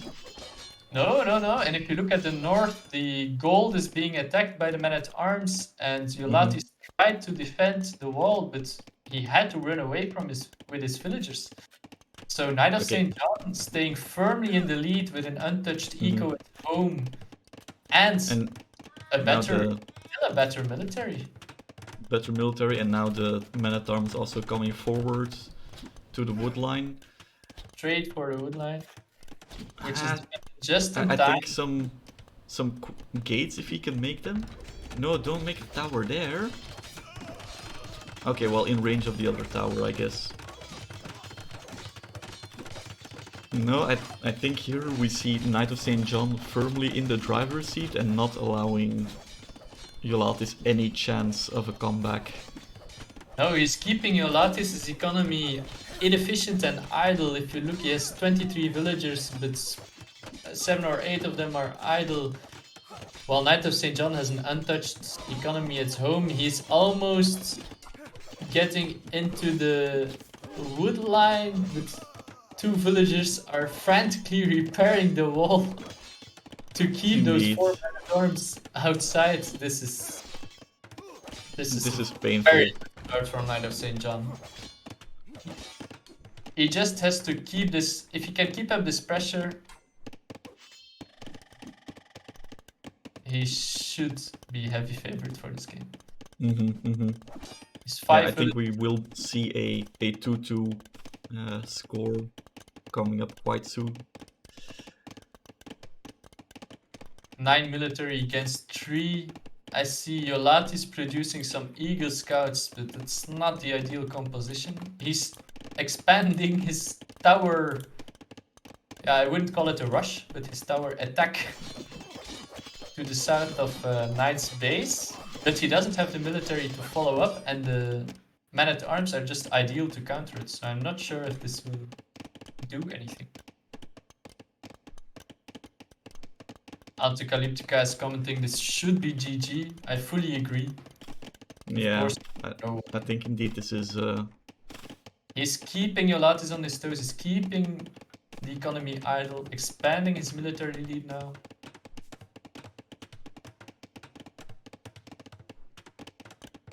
Jolatis only has 3 on foot, cannot produce skirmishers, cannot produce even Eagle Scouts and villagers at the same time. Even villagers, it's already difficult.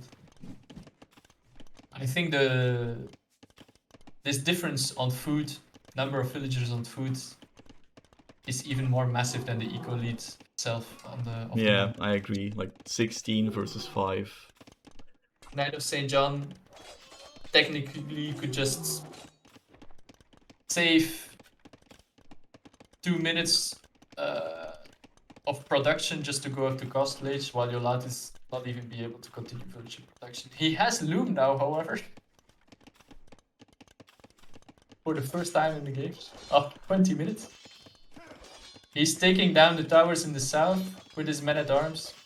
Mm-hmm. I think that's an excellent choice. I think.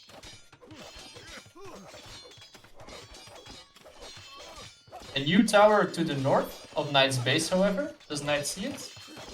No, he doesn't see it. No, So he doesn't see it. Tower.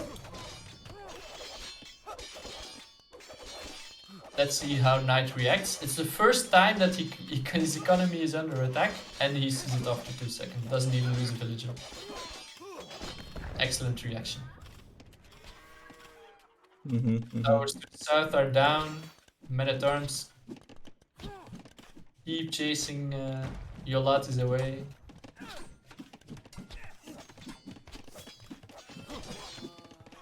Excellent performance by Knight here.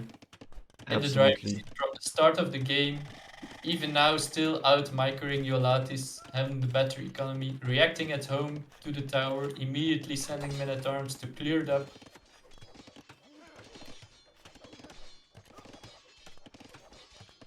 Though, one thing, he forgot to make villagers in the last few minutes, so the villager count is getting equalized, and it's... I still... John have been way more efficient. He has still the army lead. He's noticing the villagers on top. That's excellent game sense. Indeed. We look for them after he killed the tower to the north of his base. He sent his other army to the north. Excellent game sense to chase these villagers away. Unfortunately, he will not be able to kill some of them. Maybe. Now that they have Loom, it's slightly more difficult, but still, it's again a lot of idle time. Again, 10-15 villagers. He's still killing 2 of them. He will be able to catch some farmer villagers off guard again, which is extra painful for Jolatis because he doesn't have the food economy, not for produce. Yeah, I'm having the feeling Jolatis might be dragging this out just to mentally wear out Knight of St. John. I also like the choice of Knight of St. John to kill the mill, because that again hurts the food economy. Indeed. The food economy is crucial. He's now in on the wood line. He's in everywhere. Yeah. Jolatis will be able to defend, but the economy damage is just too big. But in the meantime, if you look at the idle eco time of Knight of St. John, he has more idle TC time. He's killed 8 villagers of Jolatis, and he's only 4 villagers ahead. You have to count the fact that he's up to Castle Age now. That is true. That but is still. Massive. Jolatis is half an hour away from Castle Age. Oh yeah, he's never reaching Castle. I think when Knight reaches Castle Age, that might be the GG. I would be surprised if I see the GG. Jolatis also sees that Knight is producing some skirmishers, which counter his archer choice quite well. Knight of St. John is cementing his lead here with the Castle Age.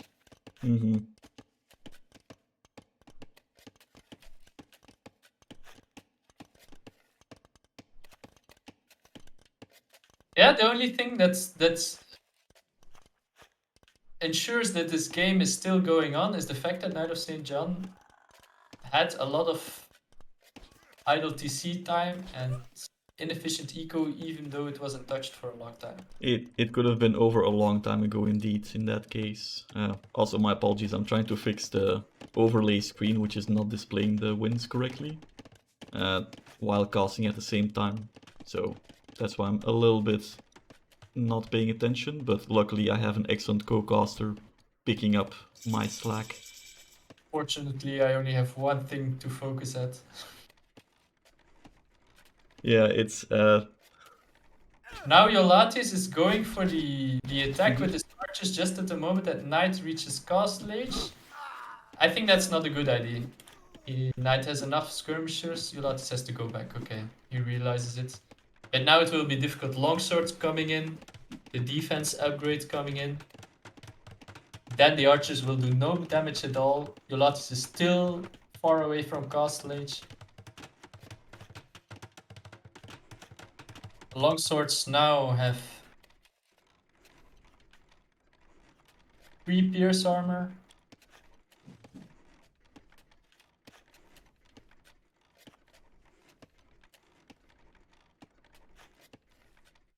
While the archers only have 4 or 5 attacks, so that's 1 or 2 damage. You need 30 archers to one hit a longswordsman now. That's yeah, not going to happen, I think. No, indeed not. Indeed not. And Second, there we see the longswords breaking in. St. John is in again. This might be Jolatis is big. going for castle, but I don't think he can hold out until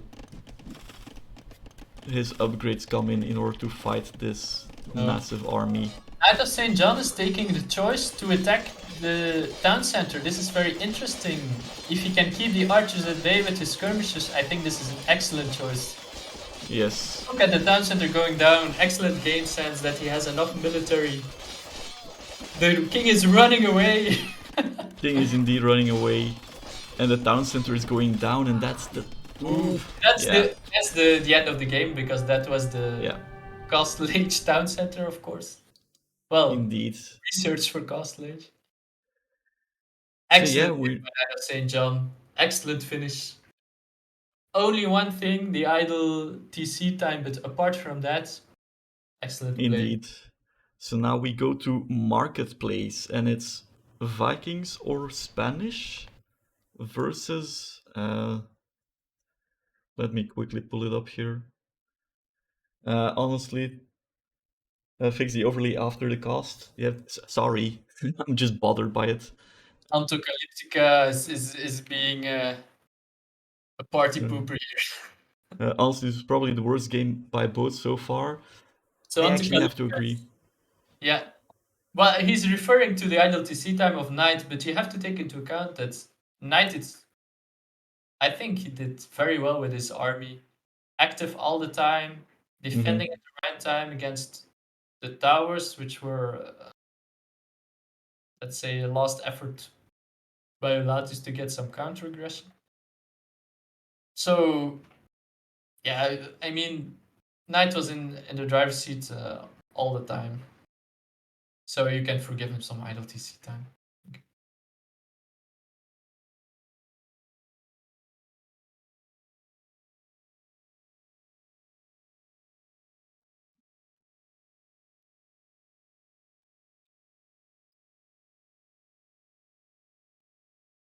Still, most games have been very close except for the first and the last one. So when Knight of St. John is in the driver's seat, Jolatis better watch out. Indeed.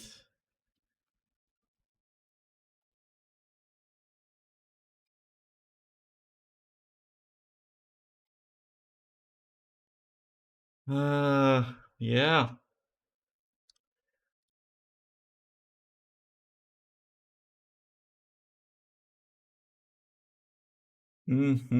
So yeah,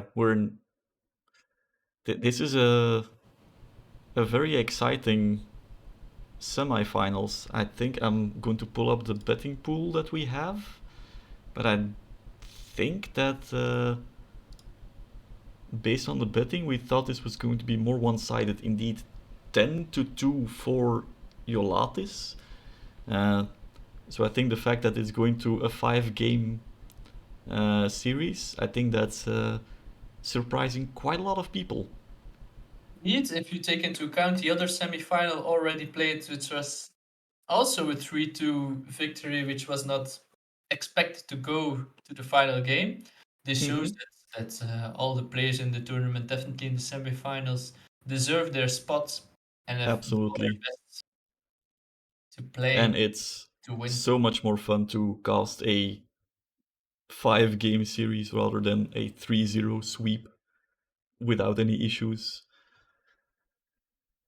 The entertainment value of this series is quite high, I believe. Huh?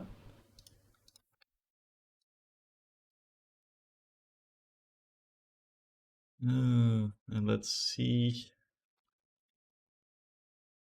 Now it's waiting for the final game to start. I could imagine that they need a little break. I can imagine that as well, yes. Final game, Marketplace. What shifts will we see? Knight of St. John still has Ethiopians and Byzantines left. Jolatis still has Spanish and Vikings.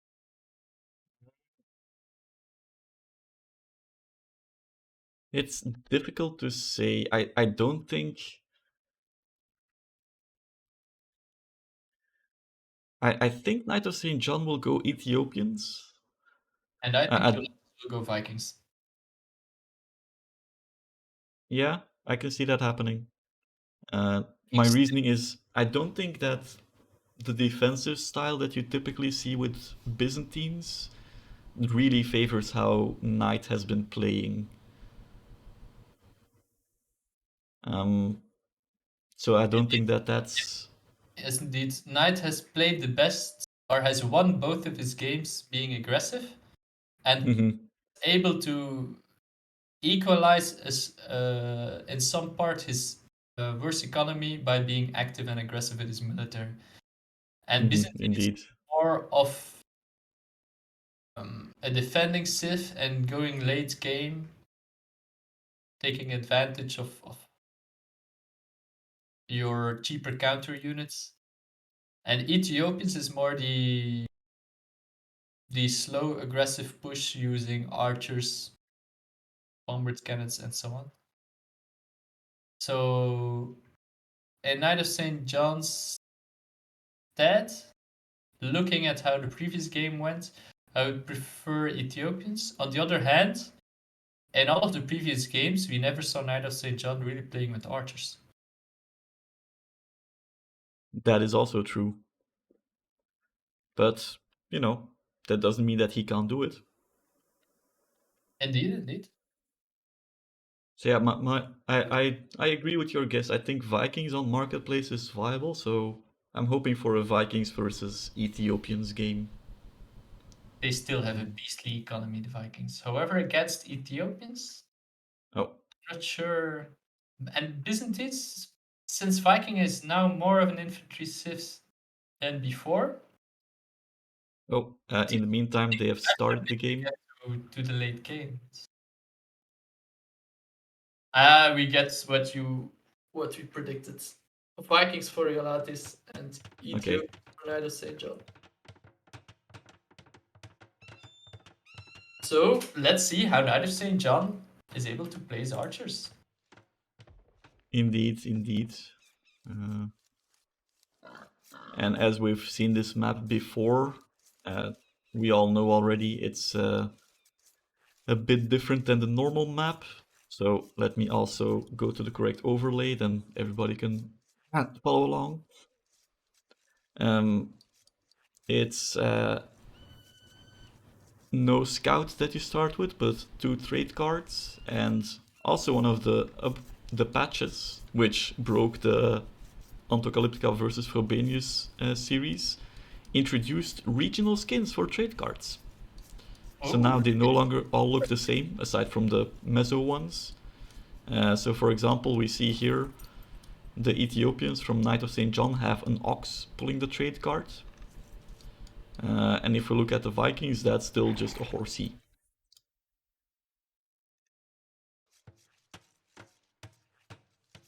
Indeed. What do you think about the map? Jolatis has his gold nicely in the bag. Barry is also quite defendable. But similar situation for Knight of St. John. So Similar for Knight of St. John. I like where Jolatis managed to place his lumber camp, though. That's very defensible. and very efficient. very efficient as well, indeed, at least in the beginning. And we see already like early walling with the houses by Knight of St. John. Indeed, walling between the wood lines. The relic placement is Oh, seriously and there inferior. goes a trade card. Oh! Ooh, Jolatis lost his Oh. first trade card. Yeah, Went I think he was going for the lame of the pigs, but that did not really work. But it was a valiant effort. scouting wise. Meanwhile, okay, no, I was just looking. Do we have a knight who is also going with his trade card underneath the town center? But no. One trade card coming close, but he didn't scout anything yet. No, he still does not know where Jolatis is indeed. But he is seeing the gold and the stone piles. So he probably thinks that he's He at is the now indeed heading straight for the town center. Yep, he's seeing the house. He's going And for if the Jolatis and now notices it, reaction? No reaction? No reaction. Oh, yes, late no, reaction. but too late. Indeed. Still trade card brought down to less than half HP.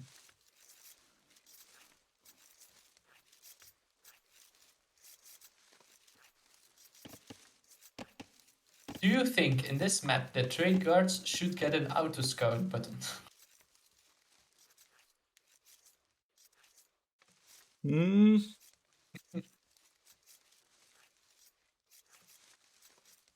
I mean, I think the community is very divided over the existence of the auto scout button.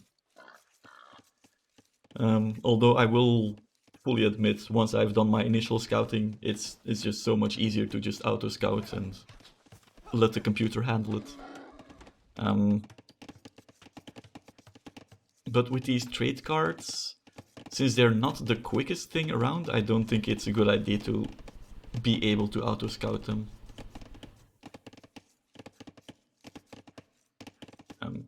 As you've seen, if they get underneath the town center and it gets spotted quickly enough, there's no way to save them, while usually with your normal scouts, that one does run quickly enough so that you can at least evade town center fire and try to save your scout.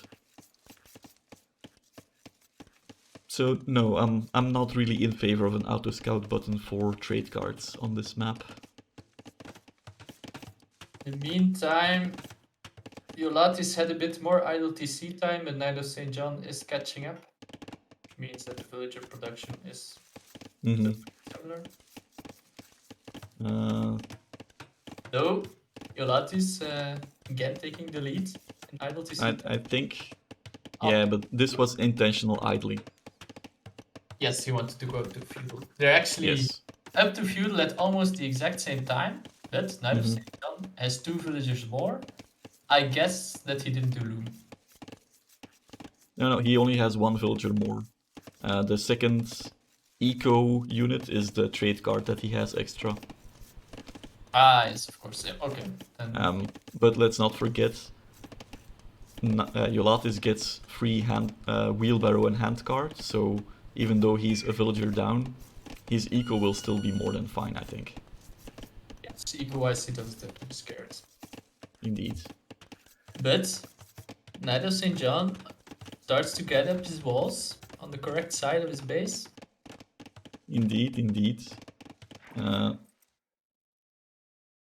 Jolatis having spotted the existence of the barracks for Knight of St. John.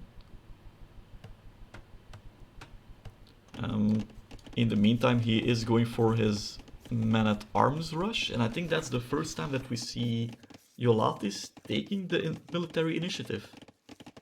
He's trying the same thing as playing against Elcron, so he's keeping one side open for the walling. And will try to do damage with the man-at-arms, which he was very much able to do against Elcron, but will he be able to do it against Knight of St. John? Oh, look at that. I think there's still a hole, no?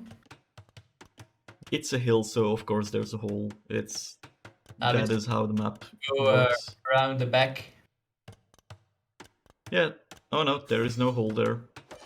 No, But- but around the back there is, and the man-at-arms. Yes. Will they be And able to catch one of these villagers? I think one villager will go down, being blocked. oh yeah, yeah, yeah. The other Oh, one. nice blocking with the trade card. Now pull back. Okay. guy. Okay, Eco KD equal now. Nice. Great But card. indeed, archers already being produced as a counter to the man-at-arms. Ooh, but one of the villagers of Knight of St. John, Oof. gold. Yeah, that's painful. The painful thing is that he's forced off gold, and he doesn't have an alternative gold pile. His secondary gold is outside of his walls. His third gold is on the bad side of his main gold. So Knight Yeah, of St. John is out of gold. That's but if we look at what Jolatis is doing, he is not really adding men-at-arms to this push. He is switching to archers. yeah. I think he's happy with the damage that he's done. Yeah. He has the better economy now. Mm-hmm. And now he's just pulling his trade card back. And the trade card is slightly quicker than the archer, so it will run away to safety. Double bit axe coming in. Knight of St. John, still no double bit axe, so he's also housed Knight of St. John, so that doesn't help his situation at all. He is ahead in military numbers, but I don't think that's going to be a big issue here. But he's taking the correct decision of staying active as his archers. Indeed. He'll be able to get into the base of Jolatis, and Jolatis has only a few archers to defend, which is not enough.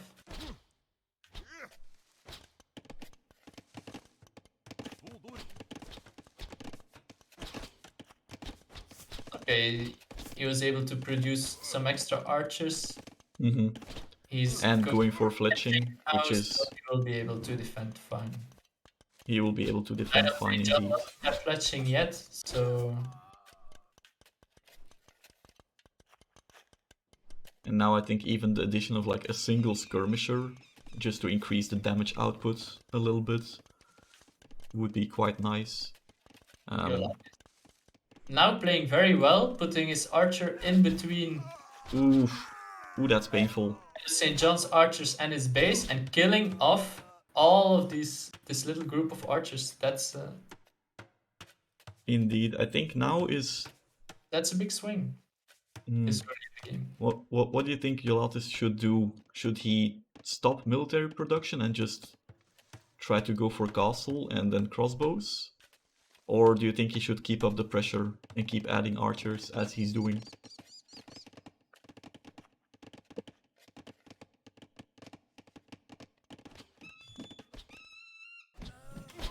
Well, the moment that he sees the skirmisher, which he should now,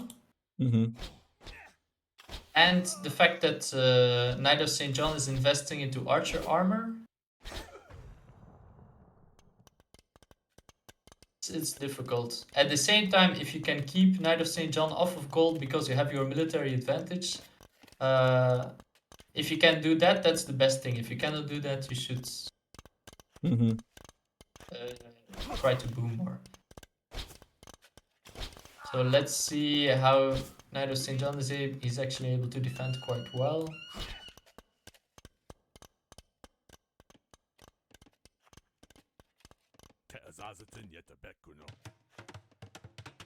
Yeah, I think now it's become a game of booming.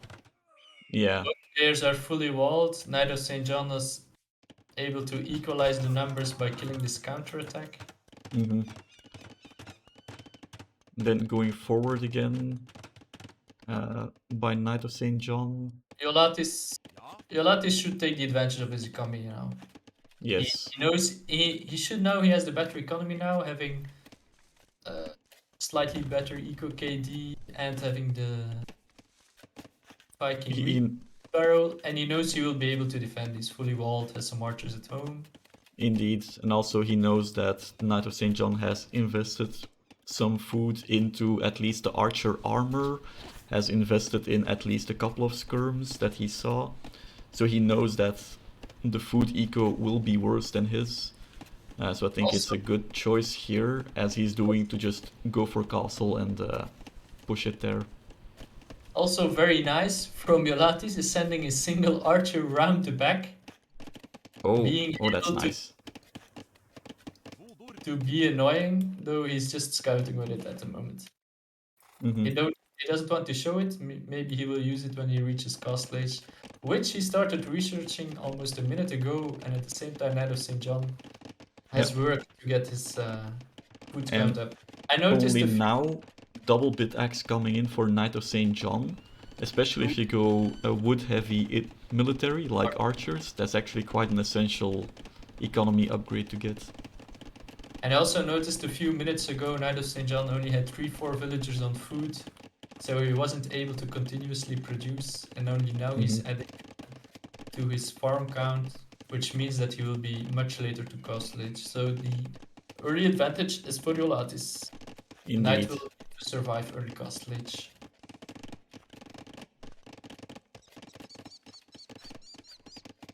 I will say though, that is a quite scary archer mass that is now being put in front of Jolatis' doorstep.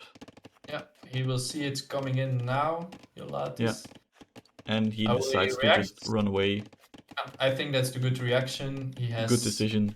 Just wait until you have the upgrades. He has save walls there. He knows he's going up to castle age. That he will be first, probably. Yeah, indeed.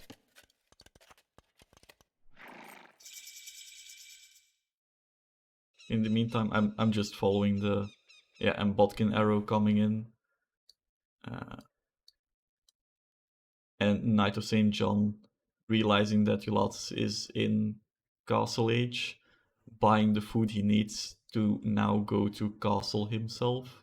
Selling some stone. I think that's the good decision. You cannot simply wait. You need to... Bowsaw crossbowman coming in. I think now the point is Jolatis needs to do damage quickly before the Ethiopians get their power spike from having the faster firing archers. No, I don't think so. I mean, Jolatis is into castle age. He has handcart and wheelbarrow. He knows he will have TCs up before Knight of St. John has. He knows he has a massive eco lead. He doesn't need to do damage. He can try to, but he shouldn't overextend. The power spike is real for Ethiopians, but at the same time you need to be able to produce. That is also true. I do like how he has split his army up and is just using a small group of archers to draw the big mass away. Indeed. Ooh, and now that good and quick reaction by Knight of St. John, pulling out all his wood villagers. That's quite a painful... He has no wood left and has no villagers on wood anymore. And in the meantime, the archers in the south were also able to break through the walls. And they are quickly countered by Knight of St. John. Ooh, and Jolatis is losing his complete southern army almost. That's a big swing, so... That's indeed a big swing. But in the meantime, he's going for... He already has his second TC at home, third TC being added, so... Being a bit of a boomer boy. Yeah, so... He could have... He started very well by taking all these villagers off of wood. But then losing his bottom army, for me, is actually overextending. Now, Knight of St. John has an army that could Jolatis badly if he isn't able to defend. But I like this reaction. Jolatis just calmly makes a siege workshop at home. He's going for the mangonel defense. Yeah, he knows he will have to defend with a Mhm. mangonel. That will be much easier. But this is an opportunity for Knight of St. John to come back. The 10 vil difference means nothing if you get an army of Ooh. 15 or 20 Ethiopian crossbows on your woodline. Mm-hmm. This will be crucial. If Jolatis is able to defend this without taking too much eco damage. And if you look, Knight of St. John already realizes that there's probably going to be mangonel defense, already putting his archers on spread formation, and then an offensive siege workshop coming in. Indeed. First mangonel is out. Ooh. Oof. Yeah. Knight of St. John is too scared to enter. I think that's... Come out to play. Yeah, this is a map to do some trash talking. I agree with Knight of St. John.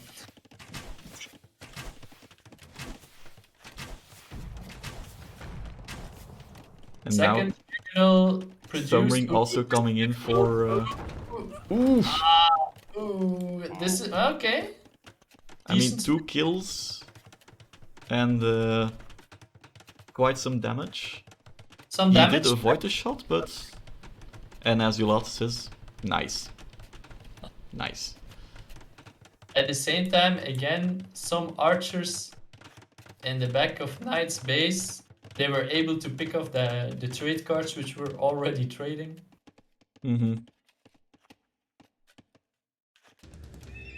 And then a stable being added for Knight of St. John as well. Yeah, that's... I understand his choice, because he didn't see the new crossbows of Jolatis yet, so it's a good choice if you only see mangonels, of course. But now what will happen? 3 mangonels against 25 4 mangonels. And another mangonel. 4 mangonels, ooh. This is too risky. Ooh, but the mangonel of Knight of St. John is able to take a shot. Oh, but... Oof. Oof. Oh, the trash talk from Jolatis. He says easy. And also... And now the archers are coming back to continue defending the mangonels. 5 mangonel defense. He's taking full advantage of his boom. He knows he has the better eco, and he wasn't pressured by the military advantage. I think this will be a difficult game. But... Indeed. Look at the back of Jolatis' base. Jolatis is getting a cookie from his own dough. Yes. As we do say in Dutch. But there are 10 archers on the way to go deal with that problem. But they are on the top of a hill. Oh, no problem.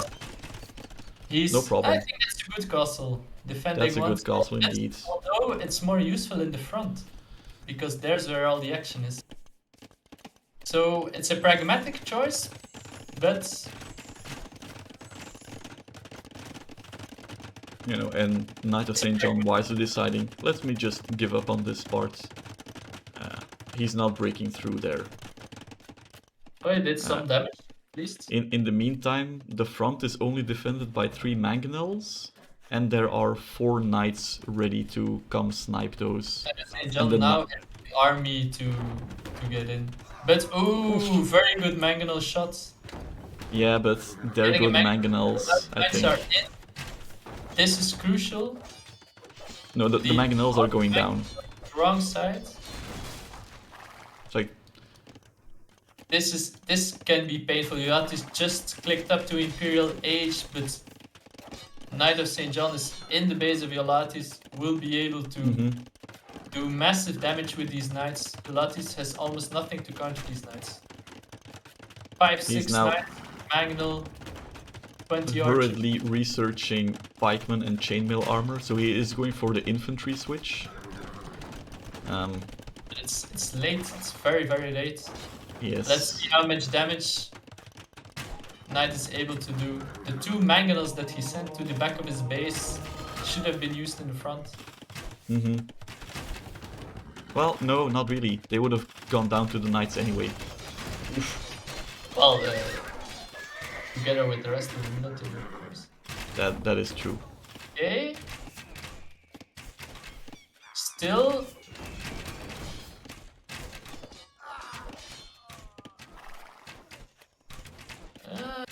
Still, Yeah, I was not able to kill any villagers with this push. No. I think he needs a few more on gold and then he can just go for a second castle, try to protect the front of his base, and then just go for berserks. He is outmaneuvering KnightofStJohn now. Look Yes. at oh, but nice split of KnightofStJohn killing one Magnal, taking out the other with That was a bada boom. yeah. But still, having the military advantage, being in the middle of Jolatis' base, he now needs to convert to killing villagers because he's on a timer now. Yes, especially when he sees Imperial Age is there. And we see the berserks coming in. Berserks coming in, but still, you have 20 crossbows in the middle of your base with nothing to counter it.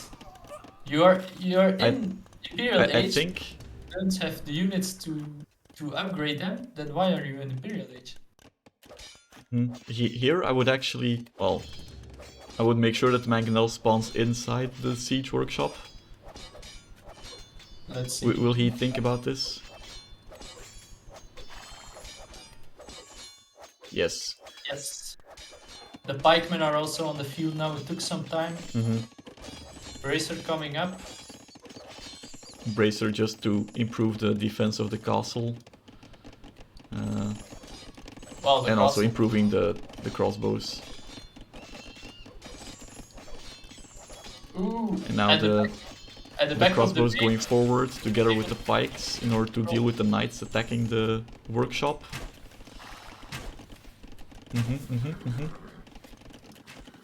Ballistics also on the way. Yeah, I think Jolatis was able to... He was in a rough spot, but he didn't take too much eco damage. Of course, he had a lot of idle time, but in the meantime, he's able to build a very nice castle. Indeed. Middle of the map with stone, wood, gold. Oh! And just at the same time that KnightofStJohn wants to build... Ooh, KnightofStJohn will be in for a surprise on his gold pile. That's gonna hurt. That's gonna hurt a lot. He sees it now. He will not be retreat. And since he has ballistics, these villagers are just going to die. Yeah. All of them. All of them indeed. And then the berserks that had been produced already coming forward on that side. On the south side, the arbalists and the pikes are holding off the crossbows and knights. Okay, KnightofStJohn now also going for Imperial Age. I'm not sure if this is the good approach. You know you're behind in economy. You want to break the southern side. If you would be able to break the southern side and wreak havoc on the economy of Jolatis. Speaking of economy, KnightofStJohn still has no wheelbarrow. Again, something we see from the previous games, that he lacks a bit in the economy management. And also, there are still 8 crossbows in the north from KnightofStJohn that are just standing there, not being used. Well, they killed some villagers on the stone some minutes ago, just at the time when other villagers sneaking out for that sneaky castle. But now it's difficult, I think, for KnightofStJohn. Worse economy, and he knows if both people are in Imperial Age, he will not be able to get the numbers. Nice bait with the mangonel to get the knights to come forward. And then the pikes are there, and they're in line of the arbalists. Nice. That was some good army control.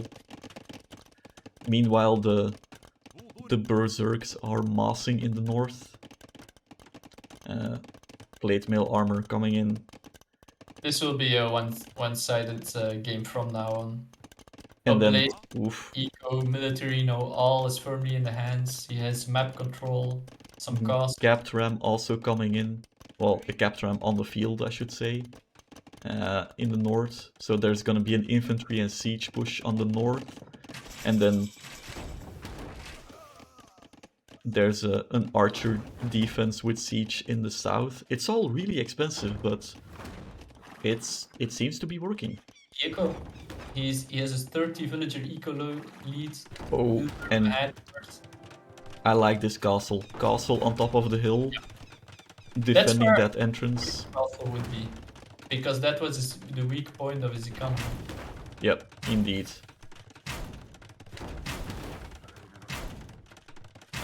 But now Knight of St. John arbalists with bracer and chemistry.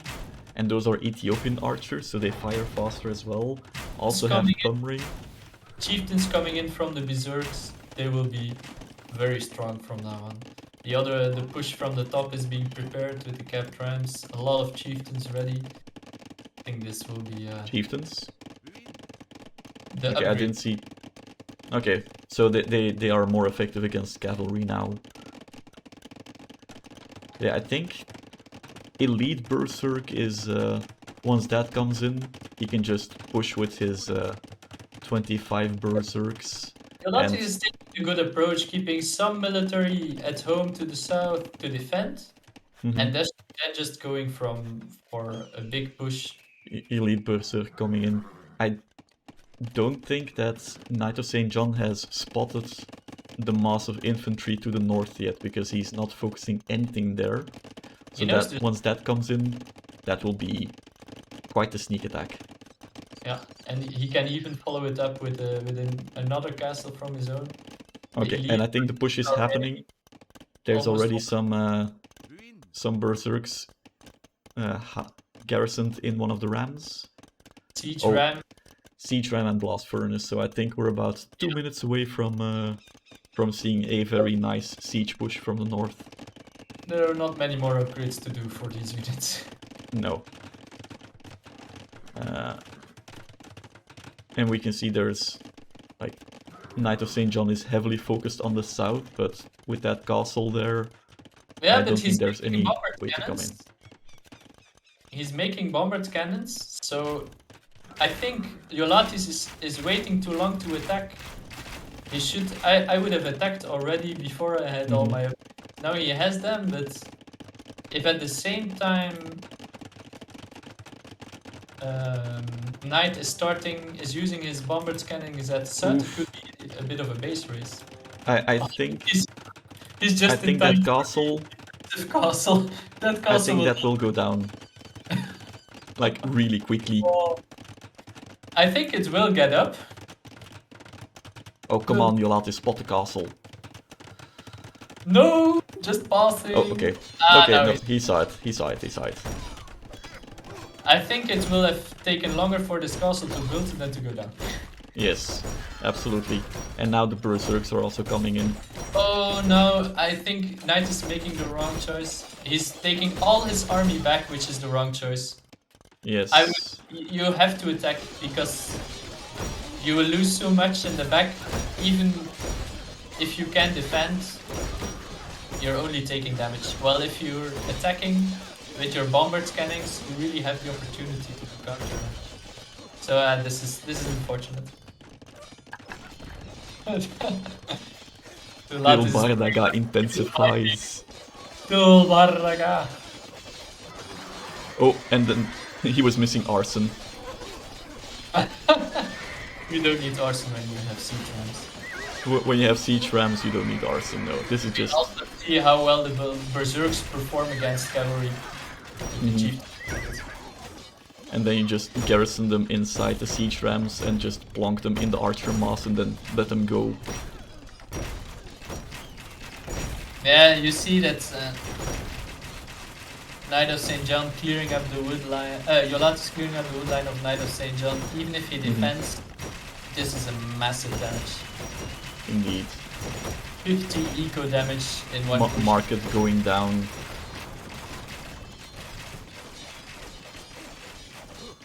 He only has Berserker Gang just to make sure that the Berserks heal up quite nicely afterwards. the final arbalests at the back of Jolatis' base being healed up by the castle.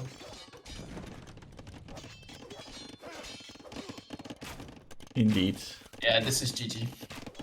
We know I that would expect. will not resign, but he still doesn't have wheelbarrow, handcart.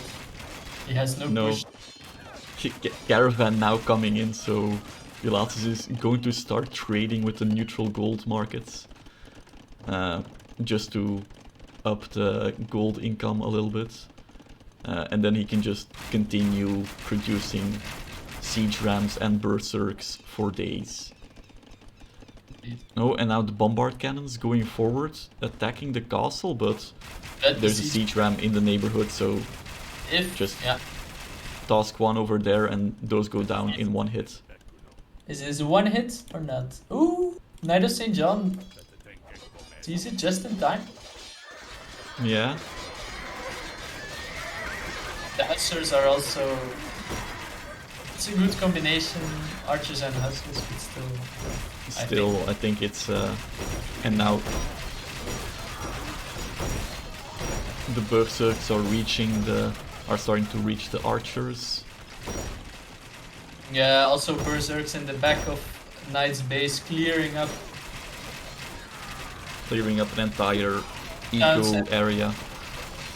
The population... No, this is GG. This is GG. I think KnightofStJohn's thinking I still have a very effective ball of archers, which is the case, but he doesn't have any gold left in his base. No, he still has 1.5k gold in the bank, but yeah. Yeah, that's... And we see indeed trade cards are now being produced from the market for Jolatis, so the gold will flow. And yeah, if you look at the villager count, KnightofStJohn still has some gold on the wasteland between the two camps in the south, so we will be able to keep producing, but still he has... Yeah. His population is... His population advantage is just so massive.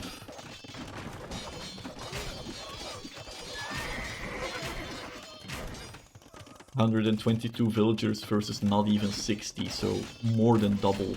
And now also the skirms as a defense against the arbalists. And then the berserks and siege rams. This is... Yeah, siege rams and skirmishers. And elite berserkers.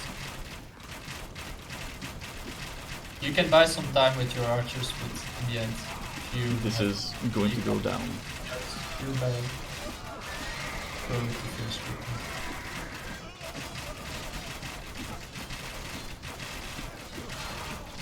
Again, we say the same thing as before. Jolatis, KnightofStJohn playing a bit better military-wise, but that's being able to defend and take his economy advantage to win. Indeed, indeed.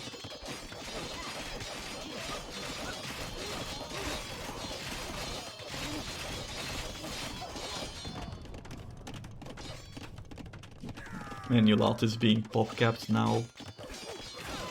KnightofStJohn also at the same time going below 100 population. That's usually a sign. That's like, yeah, this is not going to... Also look at the score difference. There's 5,000 points difference here. The archers are being cleaned up.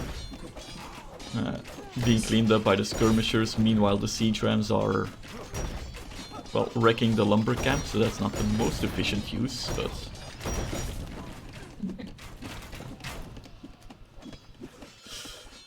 Going for the town center now. Mm-hmm. KnightofStJohn doesn't even have the eco to build a lot of light cav or hussars. So. No, those couple of Falls Knight of St. John. indeed, those couple of calves, they're not really doing anything. Oh, and now he's microing the arbalists to focus on the skirms, but in the meantime, there were a couple of elite berserks just picking off all the archers. I think if you are microing arbalists to focus on skirms instead of siege rams, you should expect that you're not going to win. He still has a healthy production of arbalists, but just not from many ranges, and not to supplement anything because he doesn't have anything anymore. Well, Hello? he's producing from 5 ranges, so that's not too bad, but it's the only thing he has, but it's just inefficient against what Jolatis is pushing with now.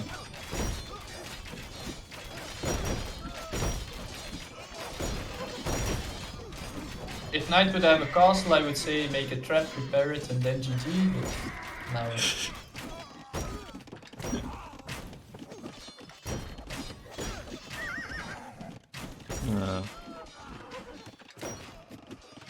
And we see Jolatis putting down a second castle in the north there just to further secure the area. There's nothing to secure there. There's no If he was a bit cheeky, he could have just planted it in the original town center area. But yeah, there's 3 arbalists, there's nothing being produced now. This is just a clean base race. That's Yeah.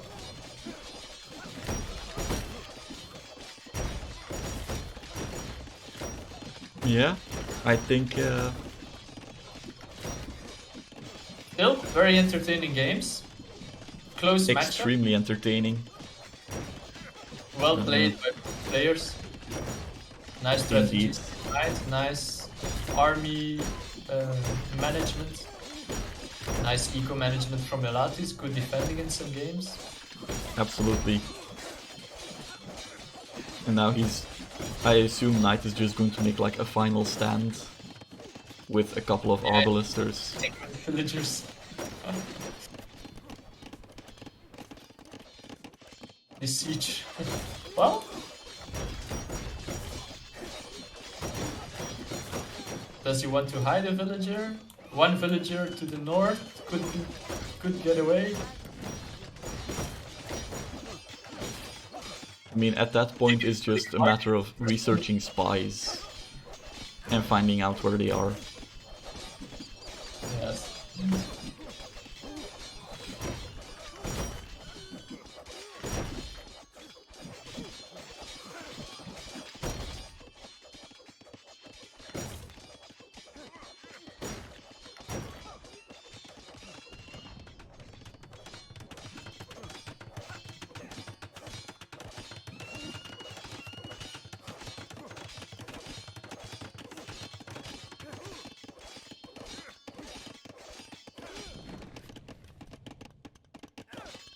Battle Nice. Royale.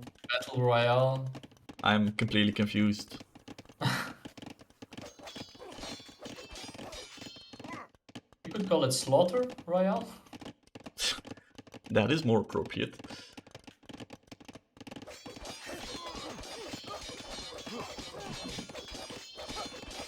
Sunesi also mentioned that Jolatis is wiping Knight off the map.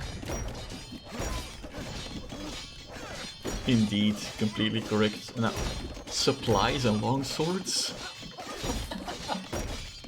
I think he wants all technology upgrades. Yeah, I mean, he's got 10k wood in the bank, almost 10k food. Gold is a little bit lacking, but you know, now he starts the trading.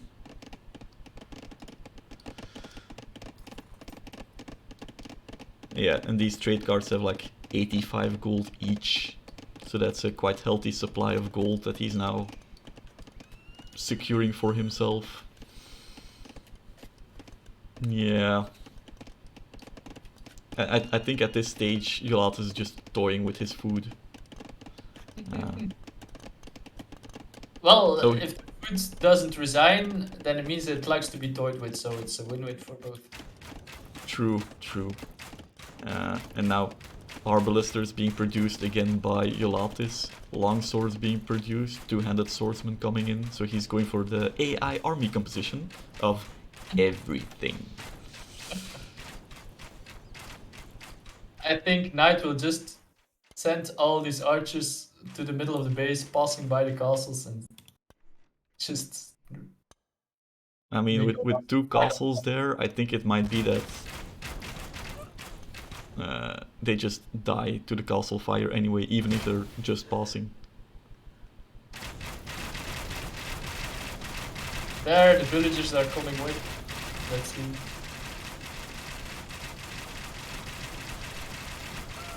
He has the resources to build another market with the villagers.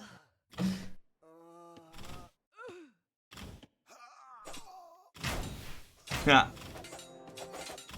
Jolatis doesn't have murder holes. And a bombard's cannon.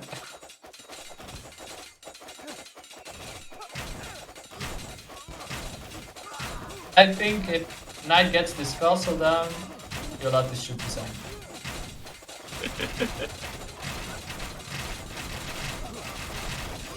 It's halfway. Army is still coming in. Yeah. Take down the villagers, they do the most damage.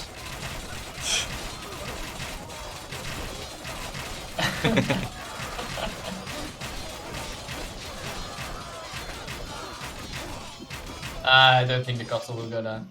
I don't think so either, now that the bombard cannon is out. Now we will win.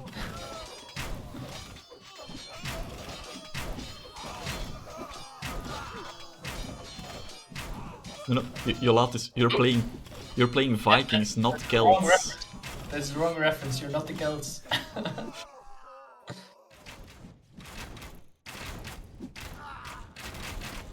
And GG. Knight calling the GG. Jolatis just saying game. Okay.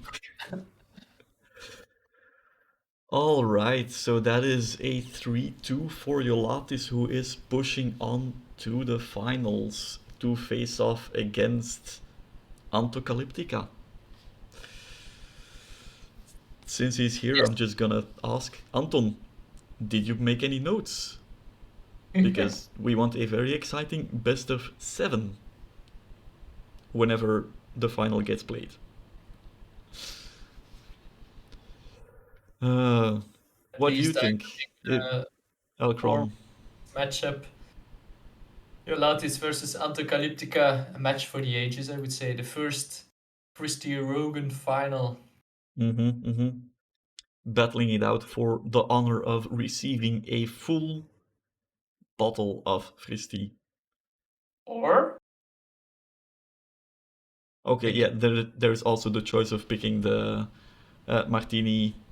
I forgot what it was. I think you are the one supplying that choice, so you shouldn't remember. Rosato? Martini Rosato? Something like that. I will. Great, he's underdogging and mentioning Jolatis as a clear favorite in the chat. I agree. I think Antocalyptica thinks after this match, I would have won from Broad. Should be interesting. As far as I can tell, both of them are quite eco-focused. I think that's a good point, Sunesi. As we can see, Jolatis not really taking much heavy military initiative and focusing more on defending and getting an eco lead and trying to exploit that. And well, Anton is known in our circles as the boomer boy. So indeed, both are quite eco-focused, so it's going to be, rather than all-out brawls, probably more strategic, smaller skirmishes that we're gonna see during the matches. I think unless, of course, Wars games, pure late aggression we will still see, even if those two like their boom. Well, I think both of them make a chance. I would give a slight edge to Antocalyptica.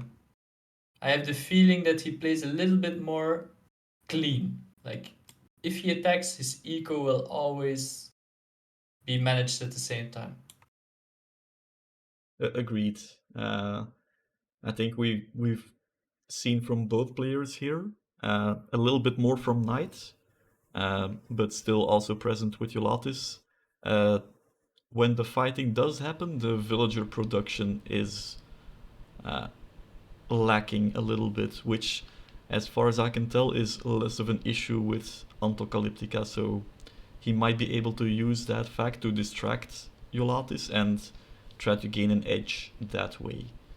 But I think it's only a very slight edge, especially if Jolatis reviews his games, notices that he is lacking in that aspect and works to fix it. I think it's going to be quite a close match, I think. On the other hand, usually Antocalyptica is less micro-intensive with his military, which That as here well.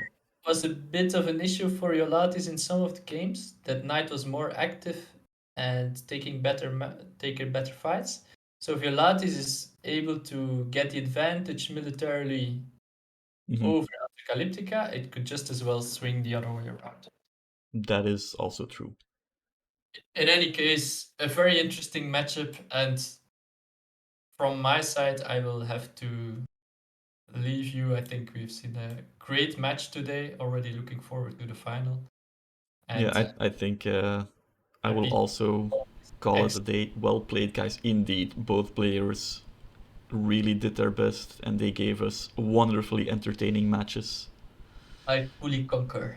Well commentated and casted, only because I have Elcron here picking up the slack when I tried to fix the technical issues and still failed. You're giving me too much credit as tournament organizer. I think everyone agrees that you're doing an excellent job in managing the all the demands from the players, the schedule, the prize pool, the maps, the handbook, and so on. I think you've done an excellent job that we are all very happy with. Thank you very much, Neutral. You are very welcome, and even though we still have to cast the finals, let's already look out for Fristi Roggan 2. I've already received some feedback from players and some new ideas, so I think it will be very interesting to see the second edition and see how the players approach that. Has it been confirmed already? I mean, what confirmed that I want to organize Fristi Roggan 2? Yes, I can confirm that officially now. I want to do it. Ooh, what a what a surprise! Congratulations! I hope all the sponsors. All the sponsors being me, yes. Oh no, technically you're a sponsor as well. Technically, yes. So yeah, I hope that all the sponsors come back again. Who knows? Maybe if we have a lot of success with the future Fristi Roggan editions, then we can reach out to Fristi. I'll contact my accountants. All right. Anyway, thank you very much for having me here. Always a pleasure. Thank you to chat for the excellent puns, especially Excellent puns, a lot of interaction. This was a really fun series to cast. I think the fact that it's a live cast also introduced some more entertainment for everybody. I hope so. Of But course, yes, we're open to feedback and comments to improve ourselves. I think that's a given. absolutely. All right. Okay. As Elcron has said, I think we will call it here.